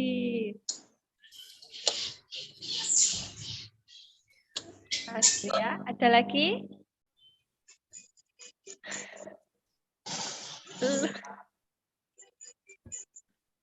Oke, terima kasih teman-teman, terima kasih Ayah Bunda, terima kasih Ustadz Ustazah, saya cukupkan. Wassalamualaikum warahmatullahi wabarakatuh. Waalaikumsalam Waalaikumsalam warahmatullahi wabarakatuh. warahmatullahi wabarakatuh. Terima kasih ayah bunda sekalian, Ustadz Ustazah. Ini kebetulan kita lagi tag team di satu tempat ini ya, Ustadz Ustazah ya. Jadi tadi Ustadz Haradita menggunakan akun saya. Baik, kita lanjutkan ayah bunda. Saya coba cek di kolom chat, ternyata ada beberapa pertanyaan. Nanti barangkali ayah bunda yang hendak bertanya bisa raise hand, nggih. Bisa raise hand untuk kemudian nanti kita interaksi bareng dengan Bu Mus. Mohon izin Bu Mus untuk membacakan yang di kolom chat terlebih dahulu, nggih. Nggih, monggo Ustaz Hasbi. Nggih, ini dari Pak Johan ya. Mohon izin bertanya, adakah pola asuh yang tepat untuk orang tua yang memiliki anak tunggal? Nah, ini mungkin banyak dari ayah bunda sekalian yang kebetulan anaknya masih ya anak tunggal ya. Entah memang belum punya adik atau memang sudah apa ya istilahnya, anak tunggal ini kan bisa bermacam-macam pengertiannya. Barangkali sudah punya kakak tapi sudah berkeluarga, ini kan jadinya anak tunggal juga. Oke, monggo Bu Mus untuk pertanyaan pertama bisa dijawab terlebih dahulu. Nggih, matur nuwun Ustaz Hasbi, matur nuwun Pak Johan atas pertanyaannya. Nah, sebenarnya anak tunggal dan anak lebih dari satu itu pada prinsipnya sama nggih. Kenapa saya bilang sama? Titipan Allah semuanya. Nah, itu persoalannya. Hanya saja seringkali kita, ini nasihat untuk saya sendiri nih juga. Kita seringkali sangat ngeman anak tunggal atau anak yang sendirian itu sampai-sampai mungkin cara kita menunjukkan rasa sayang dan proteksi kita itu berlebihan. Itu yang seringkali kita lakukan. Nah, lalu kemudian jangan dikira anak tidak paham. Anak membaca itu semua dan memanfaatkan kekhawatiran, ketakutan kita, itu justru mengendalikan diri kita sendiri. Gitu. Kita ambil contoh Bapak Ibu, mungkin ngapunten, contoh saya agak jauh ya dari jawabannya, dari jawaban ke Bapak Johan. Apa itu? Ketika anak kita kecil, sering dia itu membaca kelemahan kita. Misalnya dia nangis ketika meminta sesuatu. Saat kita segera datang kepada dia, kalau saat bayi mungkin kita harus ngecek. Bayi nangis itu kan kemungkinan kalau enggak lapar, pipis, mungkin ada sesuatu yang membahayakan, digigit semut dan seterusnya. Tapi ketika anak sudah beranjak usia 1,5 tahun, 2 tahun, 3 tahun, sudah mulai masuk masa tamyiz, dia itu seringkali ngeri. Kalau saya minta sesuatu, lalu mamah tidak memberikan, ayah tidak memberikan, itu seringkali anak kemudian menunjukkan merajuk, nangis sampai mungkin keras-keras, apalagi kalau di tempat umum, nah kita malu. Nah, di situ kita kemudian mulai disandra dalam tanda kutip, disandra oleh anak kita. Sering itu ada anak yang tantrum di depan umum. Apa yang harus kita lakukan? Dalam kondisi seperti itu sebenarnya seperti tadi yang saya ceritakan, ayah dan bunda, bapak ibu, pertama sebelum berangkat kita harus punya komitmen. Hari ini begini, itu harus ada komitmen. Jadi anak akan tahu bahwa ada sesuatu yang sudah disepakati bersama. Lalu jika memang dia nangis di tempat umum, kita sampaikan begini, tidak hanya di tempat umum, di rumah pun. Ayah dan bunda bisa dengar kalau adik itu ngomongnya jelas, bukan dengan sambil nangis. Biasanya kalau saya, Umi tunggu sampai nangisnya selesai dulu ya, baru nanti ngomong ya. Jadi ditunggu dulu. Karena kalau sambil dia nangis ngomongnya sambil wah gitu, kita sendiri emosi, akhirnya kan sama-sama emosi jadinya. Gitu. Nah, kalau anak tunggal lalu bagaimana Bu Mus? Tetap perlakukan seperti anak yang lain. Tetap ada tanggung jawab, tetap ada komitmen gitu. Mungkin memang dalam satu dan lain hal kita memproteksi lebih dari anak yang lain. Tapi jangan kemudian ketakutan kita, kekhawatiran kita tuh benar-benar ditampakkan. Kita hanya menyampaikan kepada dia, Umi atau Abi, ayah atau bunda sangat menyayangi kamu. Dia harus tahu bahwa kita sayang. Gitu. Itu perlu kita sampaikan. Seperti itu, Ustadz Hasbi, tidak ada yang sangat istimewa sebenarnya, gitu. Walau memang kita ingin dia selalu selamat, itu pasti itu, seperti itu. Karena seringkali Allah, na'udzubillahi min dzalik ya, semoga Allah menjaga.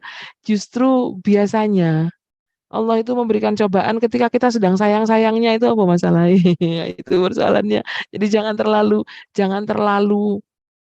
menggenggam erat gitu.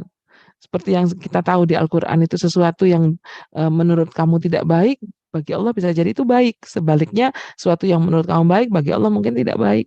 Nah, itu yang harus kita ingat-ingat. Enggak mudah ini Bapak Ibu, saya mudah ngomongnya, tapi enggak mudah benar.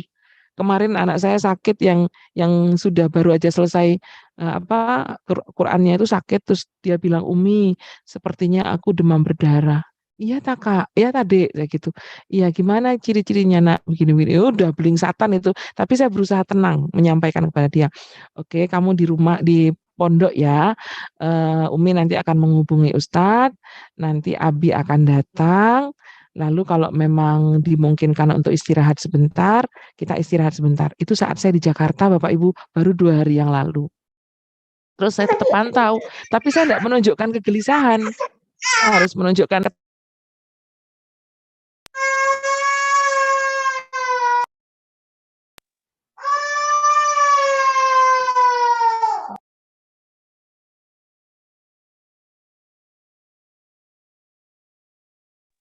dicek darah ternyata tidak ada apa-apa, tapi sebelumnya saya tuh sudah nata hati saya.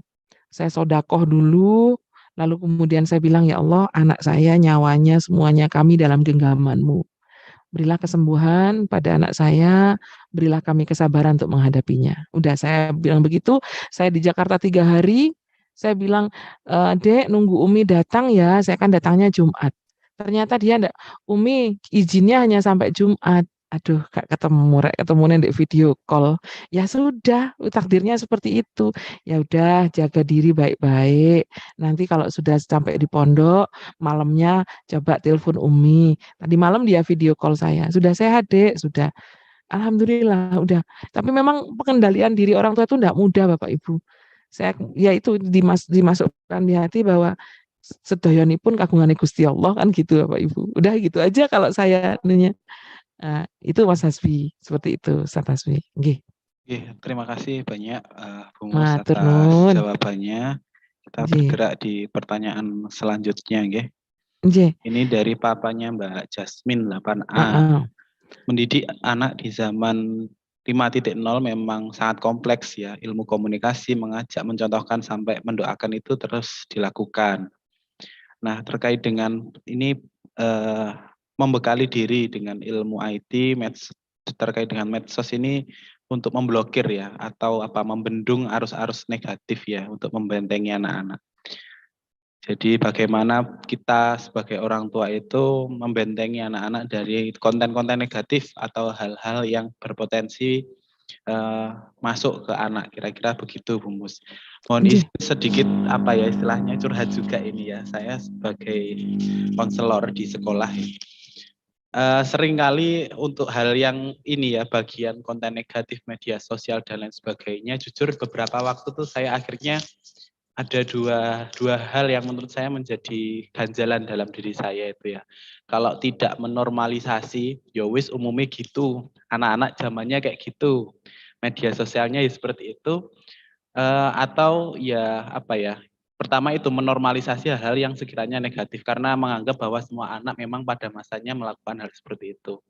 Terus yang kedua adalah kadang ya rada istilahnya menyerah ya dengan mungkin keadaan, karena memang seolah-olah kalau bagi saya anak-anak sekarang itu punya kecenderungan tidak mau dunianya itu diusik. Itu dengan bukti hampir setiap anak yang saya temui, entah dulu di Malang atau di SMP, tentunya banyak yang di Malang kan karena bawa HP ya, HP-nya itu pasti di password ya, pasti di password, terus banyak di antara mereka yang punya second account dan lain sebagainya. Jadi seolah-olah kami orang tua atau ustadz-ustadzah itu punya ruang sendiri yang tidak bisa menyentuh kondisi anak sekarang. Nah itu barangkali tambahan sedikit dari saya, Bu Mus, mohon maaf, mohon izin ya Bunda jadi curhat ini. Monggo Bu Mus. Nggih, wah luar biasa ini Ayah Papa Yasmin ini Ustadz Hasbi sudah selangkah lebih maju. Mungkin kalau anak-anak yang lain hanya diberi nasihat, kalau ini sampai diberikan keterampilan ya untuk mengelola akun. Ya, keterampilan itu memang sangat perlu. Kemampuan untuk mengetahui bahwa ini berita hoax apa tidak itu sangat penting. Mungkin kalau di SMP Plus Rahmat insya Allah sampun pemberian edukasi literasi digital itu. Ada 4 pilar literasi digital itu yang sangat penting. Aman, etis, yang 2, 3, 4 ini kalau saya lupa, sesuai dengan pesannya Kominfo itu. Yang paling tidak aman dan etis itu.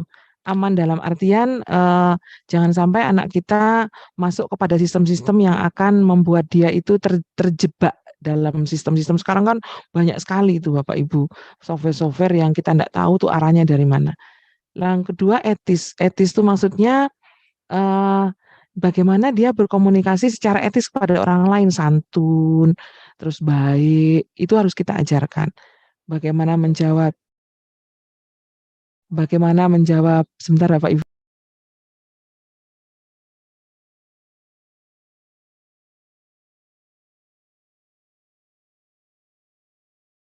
Sebentar Bapak Ibu, ibu saya meminta bantuan bukakan HP.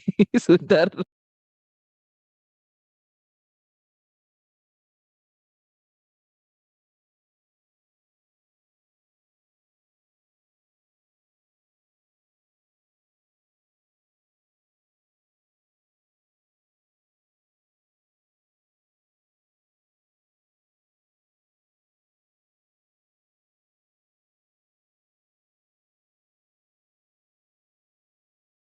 Nggih, sampun Bapak Ibu.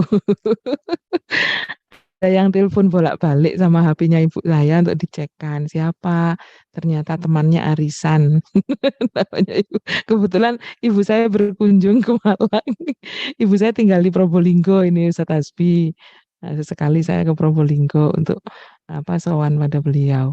Nggak mau diajak ke Malang, orang sepuh itu lebih senang di desa bersama dengan keluarga besar. Oke, kita lanjut. Yang paling penting selain kita memberikan kemampuan dia untuk menggunakan IT, karena memang IT ini kalau tidak kita kuasai justru membuat kita itu terjebak begitu. Yang terpenting adalah kita melatih dia untuk mengendalikan diri. Mengendalikan diri dalam berbagai hal.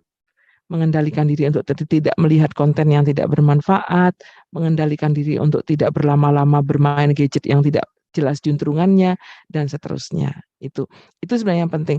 Tapi saya rasa Papa Yasmin ini luar biasa, sudah memberikan edukasi yang lebih maju, artinya lebih dibandingkan anak-anak yang lain mungkin hanya diberi nasihat oleh orang tuanya. Tapi saya yakin kalau orang tua di SMP Plus Rahmat ini semuanya memiliki kepekaan dan kesadaran yang tinggi dalam edukasi anak. Begitu Ustaz Hasbi, saya kembalikan kepada Ustaz Hasbi. Oke, terima kasih banyak Bung Us. Kita lanjut, sebelum kita lanjut, mohon izin mengingatkan Ayah Bunda untuk bisa mengisi daftar hadir yang sudah di-share di Ustadz Fahmi ya di kolom chat. Monggo bisa semuanya saja mengisi daftar hadir yang telah di-share nggih. Terus juga nanti insya Allah sebelum acara selesai nggih, mohon izin Ayah Bunda bisa on cam, kita foto bersama di ruang Zoom meeting ini. Mungkin begitu sementara, kita lanjutkan untuk pertanyaan selanjutnya nggih, dari mamanya Mas Juna. Bantuan sharing atau solusi untuk meningkatkan motivasi anak yang mungkin mengalami istilahnya minder di sekolah. Ya, jadi memotivasi anak yang mengalami minder di sekolah. Begitu Bu Mus, monggo. Oke. Nah, ini sesuatu yang menantang kita dan juga gurunya. Ustadz Ustadzah, terutama Ayah Bunda, Mama Juna, yang pertama komunikasi kita dengan Ustadz Ustadzah terutama yang menjadi wali kelas itu memang harus intens. Seperti apa anak kita di kelas, kita perlu tanya gitu. Kadangkala anak kita itu tidak cerita kepada kita, tapi mungkin ada hal-hal yang nyamannya itu diceritakan ke gurunya, misalnya dari sisi orang tua, tapi memang lebih bagusnya jika anak kita itu terbuka kepada kita, itu bagusnya begitu. Cuma kadang-kadang ada hal-hal yang anak itu enggak mau share pada kita, meskipun kita sudah berusaha mengorek, itu hal yang biasa itu, Ayah Bunda. Nah, ketika kita melihat anak kita minder, hal yang pertama harus kita lakukan adalah kita membantu dia mencari kelebihan dirinya. Anak minder itu kemungkinan melihat bahwa aku enggak punya apa-apa yang bisa aku banggakan. Nah, ini kalau pakai teori yang biasa dipelajari Mas Hasbi ini, kita melakukan istilahnya saya kok lupa istilahnya ya dalam teori konseling RIBT itu. Menolak pikiran negatifnya itu. Karena orang-orang yang minder itu seringkali memasuk irrational belief katanya begitu, pikiran-pikiran yang negatif. Saya lupa istilahnya Mas Hasbi, apa ya? Dispute. Nah, disputing. Nah, tapi dispute atau kita menolak pikiran negatifnya itu dengan cara menunjukkan keberhasilan yang pernah dia lakukan. Sekecil apapun, meskipun bagi orang lain biasa, tapi kita harus menunjukkan kepada dia bahwa itu adalah capaiannya yang luar biasa. Misalnya dia pernah berhasil mendapatkan nilai pada mata pelajaran yang mungkin bagi anak-anak bukan mata pelajaran yang benar-benar istimewa begitu ya. Buktinya kamu nilainya dari semester lalu ke semester sekarang sudah naik, semester lalu 8, sekarang 8,5. 0,5 itu tetap prestasi, tetap harus kita beri penghargaan yang membuat dia bangga. Itu menunjukkan kalau kamu sudah berusaha, tapi aku tetap dibully oleh teman-temanmu. Kita sampaikan, di dunia ini memang ada orang-orang yang mungkin tidak suka pada kita, itu hal biasa nak. Itu kita sampaikan begitu.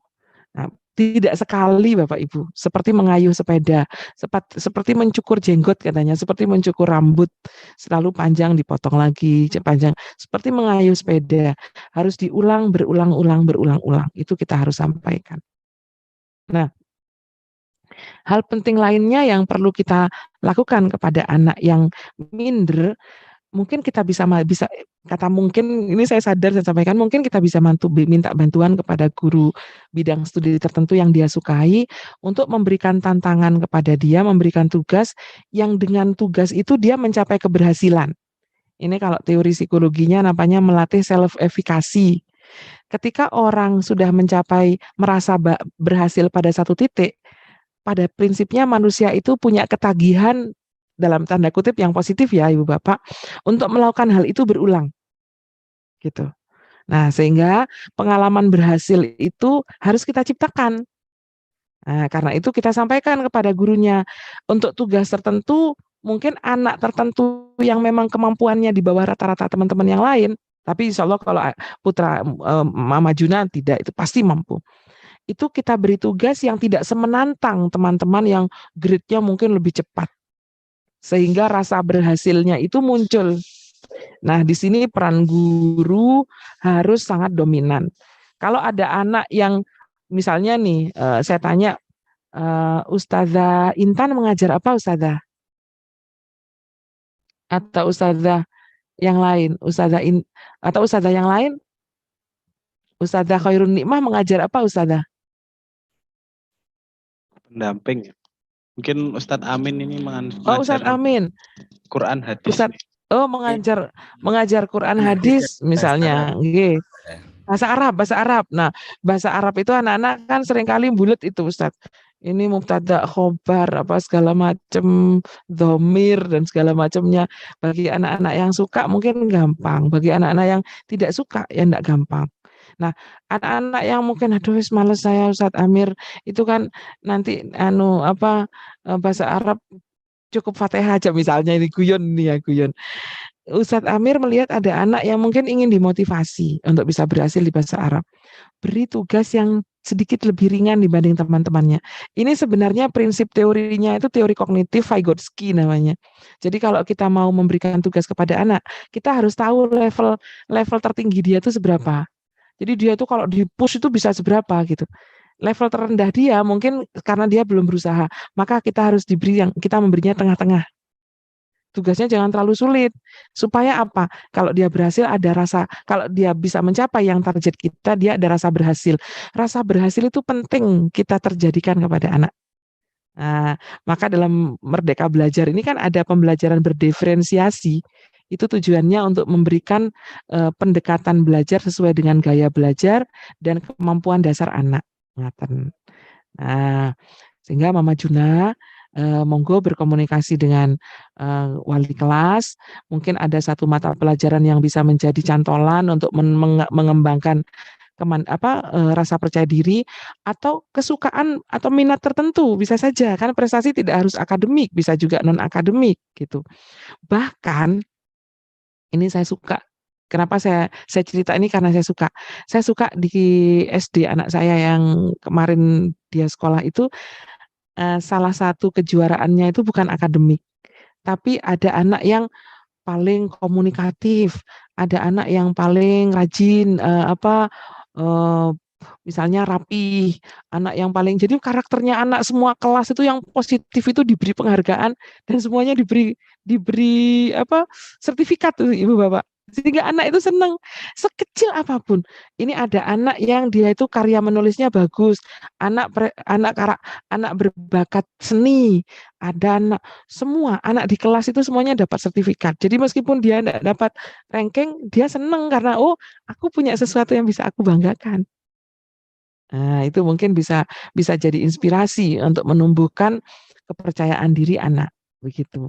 Nah, begitu juga jangan membandingkan dengan anak yang lain, tapi bandingkan dengan dirinya sendiri. Seperti yang saya katakan tadi, semester ulangan yang pertama dia dapat 7,5 misalnya, pas pres KKM misalnya 7,6. Terus ulangan berikutnya dia bisa dapat 8, 0,4 itu wajib diberikan penghargaan, wajib dirayakan untuk memunculkan kepercayaan dirinya. Begitu Ustaz Hasbi. Nggih. Terima kasih banyak Bu Mus, jadi tambah ingin belajar ya. Karena ternyata ini Bu Mus banyak terkait dengan Merdeka Belajar, teori belajar, macam-macam. Semoga lain waktu bisa kerjasama lagi Bu Mus agar kita bisa sharing ilmu bareng. Amin. Nggih, tadi saya agak ndredeg pas ditanya. Waduh, iki aku lupa ingat ini yang REBT tadi. Alhamdulillahnya ingat ya. Baik, Bapak Ibu, barangkali ada yang mau bertanya secara langsung, monggo. Oh, Ustadz Amin, nggih. Monggo, Ustadz Amin karena sudah raise hand. Nggih, monggo. Baik, Assalamualaikum warahmatullahi wabarakatuh. Waalaikumsalam warahmatullahi wabarakatuh. Mohon izin, Bu Mus, perkenalkan saya Ustadz Amin, salah satu pengajar di SMP Berselamat juga. Alhamdulillah juga sekaligus sebagai orang tua karena hari ini saya diamanahi oleh Allah 2 putra yang luar biasa. Pertanyaan saya gini, Bu Mus. Ini kan selaku sebagai seorang ustadz juga punya kewajiban mengajar di sekolah yang ketika kita bicara tentang komunikasi itu saya sedikit terkuak kembali keresahan diri saya sebagai yang mungkin juga mewakili para ayah bunda bekerja di luar rumah. Bahkan kalau dihitung per jamnya hampir 8 jam, terkadang balik ke sekolah itu pun, balik ke rumah dilanjut setelah maghrib untuk menerima para tugas anak-anak kami dan lain sebagainya, sehingga intensitas kita terhadap yang seharusnya bisa kembali ke keluarga itu ya mau nggak mau harus merespon dari tugas-tugas ananda dari siswa kita. Nah, sehingga kami merasa komunikasi yang seperti apakah yang mungkin menjadi solusi buat kami dan mungkin para ayah bunda yang intensitas bekerja di rumahnya itu lebih banyak, sehingga kedekatan alias dan komunikasi kita terhadap anak-anak kita itu memiliki waktu yang sangat sedikit. Bahkan ada yang dari beberapa wali murid terkadang berbagi sharing dengan kita, berangkat itu anak sudah belum bangun, pulang itu malah sudah tidur kan. Jadi dan itu berulang sekian kali sehingga kita juga merasa masa-masa mereka kecil yang seharusnya sentuhan dari kita sebagai ayah dan bundanya ini memiliki pengaruh yang luar biasa ke depan nanti, dan itu tidak akan bisa terulang pastinya. Itu satu. Dan satu ketika kami pernah juga bertanya kepada salah satu ahli konseling atau konselor ya, atau seperti apa bahasanya, sambat curhat seperti yang saya sampaikan panjenengan. Beliau memberikan gambaran bahwa Rasulullah itu selama hidupnya bahkan sebagian besar waktunya itu beliau berikan kepada umat. Artinya intensitas di rumahnya itu sedikit. Maka yakinlah bahwa di luar rumah yang mungkin kekurangan kita jarang dengan berinteraksi dengan anak-anak kita, ada barokah Allah yang terselip. Namun mohon maaf sekali lagi dengan segala kekurangan kami manusia biasa yang punya kami tidak seperti beliau, katanya tidak seperti Nabi Muhammad. Nah, itu adakah solusi untuk kami barangkali dan ayah-ayah bunda yang mungkin memiliki waktu seperti yang saya sampaikan tadi. Demikian, Bu Mus. Terima kasih. Nggih, Ustadz Hasbi langsung saya jawab nggih, matur nuwun. Wah, saya berkaca pada diri saya sendiri jadinya Ustadz Amin. Ini pengalaman yang sama dengan apa yang saya alami karena kami ya sama-sama berkhidmat di dunia pendidikan begitu. Tapi alhamdulillah waktu-waktu yang sedikit misalnya di pagi hari atau di sore hari itu perlu kita sempatkan untuk ngobrol dengan anak. Saya boleh tanya putranya Ustadz Amin usia berapa dan usia berapa? Untuk yang anak pertama adalah kelas 4, Bu Mus. Yang kedua masih umur 2,5 tahun. 2,5 tahun. Oke, baik. Nah, satu hal yang saya ingat, ini saya cerita diri saya sendiri nggih Ustadz nggih. Ketika anak saya masih kecil itu memang alhamdulillah sekolahnya di dekat rumah. Jadi kalau saya berangkat berarti kan pagi, pulangnya ngajarnya kan sampai sore juga sekitar pukul 3 atau pukul 4. Nah, siang itu saya titipkan anak saya di penitipan. Wah, ini jadi seperti miris gitu. Hanya sore harinya ya saya benar-benar bersama dia. Saya berusaha untuk bersama dia. Jadi waktu yang sebisa mungkin. Terus gimana kalau misalnya ngerjakan tugas dan ngoreksi gitu. Bisa nggak kita kalau memungkinkan, kalau mungkin anak belum bisa mengendalikan diri, mungkin sebaiknya enggak. Jadinya tugas murid kita bisa robek atau bisa rusak ya. Tapi kalau misalnya anak kita misalnya pas sudah kelas 2 SD atau kelas 3 SD, dia sudah tenang dengan tugasnya. Justru ayo belajar bareng yuk sama ayah atau sama bunda di ruangan yang sama. Bunda akan belajar, adik juga belajar. Bunda juga ini sedang belajar loh gitu.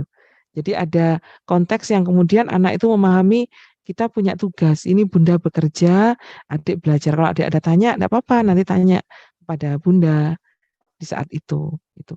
Sehingga anak menjadi ngerti seperti apa sih situasi pekerjaan ayah saya atau ibu saya.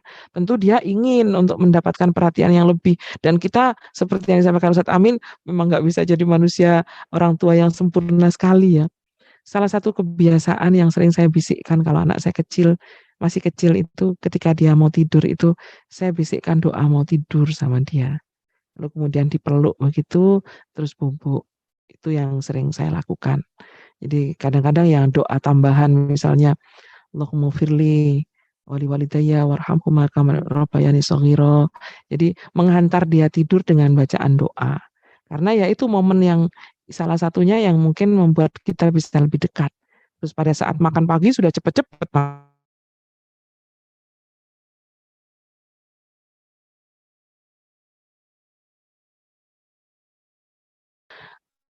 kita menunjukkan bahwa kita banyak aktivitas itu yang dicontoh oleh anak kita adalah ketangguhan kita dan kerja keras kita. Itu yang kemudian saya rasakan sekarang, Ustaz.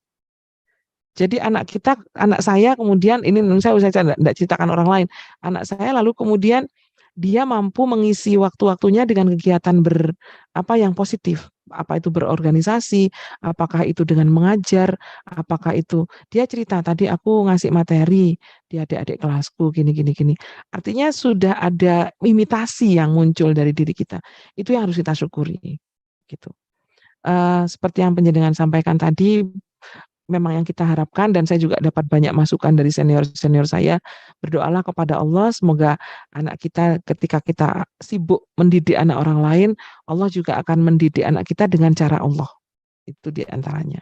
Nah, tapi waktu-waktu yang sangat spesial, misalnya ba'da sholat maghrib, doa bersama, ba'da subuh kita bisa ngaji bersama, itu bisa kita maksimalkan. Seperti itu. Makan bersama dan seterusnya, itu bisa kita maksimalkan. Itu upaya minimal kita, Ustadz. Gitu. Hanya saja akhir pekan ya kalau bisa kita bisa memanfaatkan waktu bersama dengan mereka. Saya masih ingat dulu ketika akhir pekan saya sering anak saya kebetulan suka menggambar. Aku pengen ikut lomba menggambar di sana, saya coba antar ke sana, coba antar lomba apa. Jadi akhir pekan kita usahakan untuk tetap bisa ada waktu untuk anak-anak kita. Itu diantaranya. Begitu. Dan saya masih ingat juga pesan dari salah satu senior saya. Karena kita seringkali punya hutang emosi kepada anak kita. Mungkin di saat-saat tertentu itu kita memeluk dia dan minta maaf. Gitu. Dan berterima kasih kalau dia sudah berbuat baik.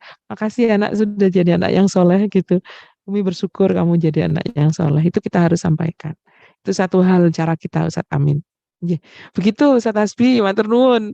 Jawaban saya mungkin tidak maksimal karena saya juga tidak maksimal menjadi orang tua Ustaz.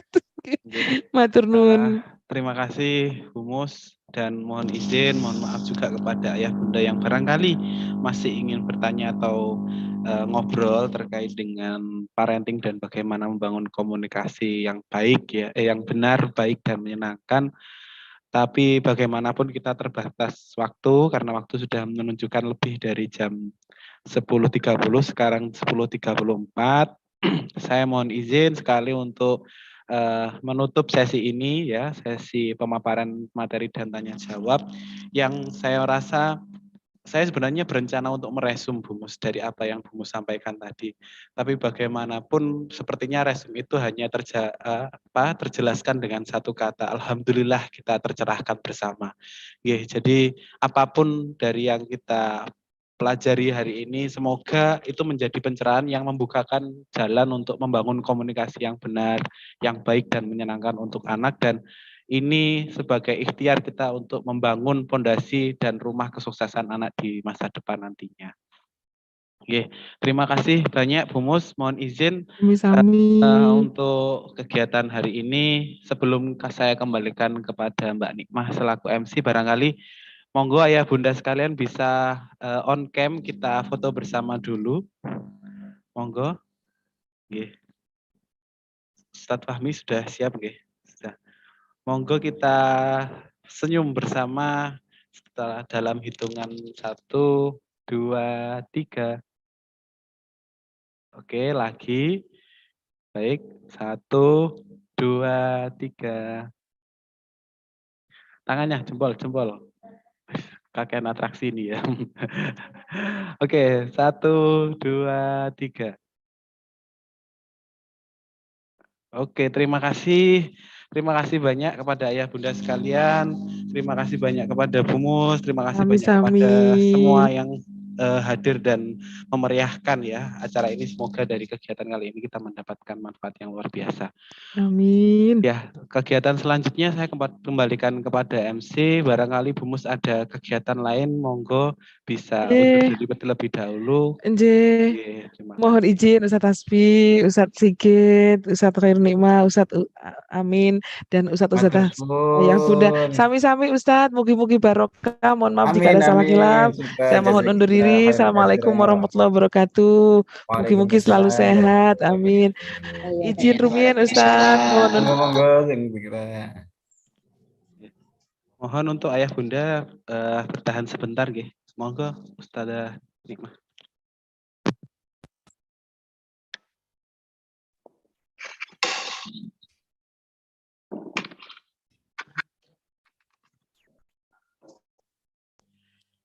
Baik, untuk acara selanjutnya yakni pengumuman sekolah yang akan disampaikan oleh Ustadz Sigit, kepadanya dipersilahkan.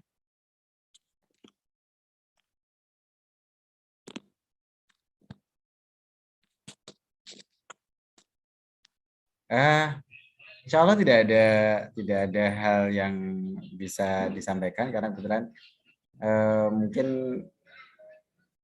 apa ya kepada ayah bunda, komunikasi dengan wali kelas diharapkan bisa lebih intens sesuai dengan apa yang disampaikan oleh Dr. Musrihati, sehingga nanti apa yang disampaikan Dr. Musrihati bisa ditindaklanjuti untuk berkomunikasi secara intens pada wali kelas, sehingga apa-apa yang terjadi di sekolah nanti bisa dikomunikasikan kepada Ananda selama di rumah, dan kita juga bisa mendapatkan feedback dari apa yang disampaikan Ananda, kemudian disampaikan oleh Bunda ke pihak sekolah melalui wali kelas. Saya kira itu aja, Ustazah. Terima kasih waktunya. Dan terima kasih atas kehadiran ayah bunda selama mengikuti seminar parenting dalam rangka membangun komunikasi yang benar, baik dan menyenangkan untuk kesuksesan anak. Terima kasih. Itu aja. Baik, terima kasih juga untuk Ustadz Sigit. Alhamdulillahirrabbilalamin, kita sudah sampai di penghujung acara. Saya ucapkan terima kasih untuk ayah bunda yang sudah bergabung. Terima kasih untuk waktunya. Apabila ada kata-kata saya yang kurang berkenan di hati, yang saya sengaja maupun tidak saya sengaja, saya mohon maaf yang sebesar-besarnya. Wabillahi taufiq wal hidayah wa ridha wal inayah. Assalamualaikum warahmatullahi wabarakatuh. Waalaikumsalam warahmatullahi wabarakatuh. Waalaikumsalam warahmatullahi wabarakatuh. Atur suwun sedaya.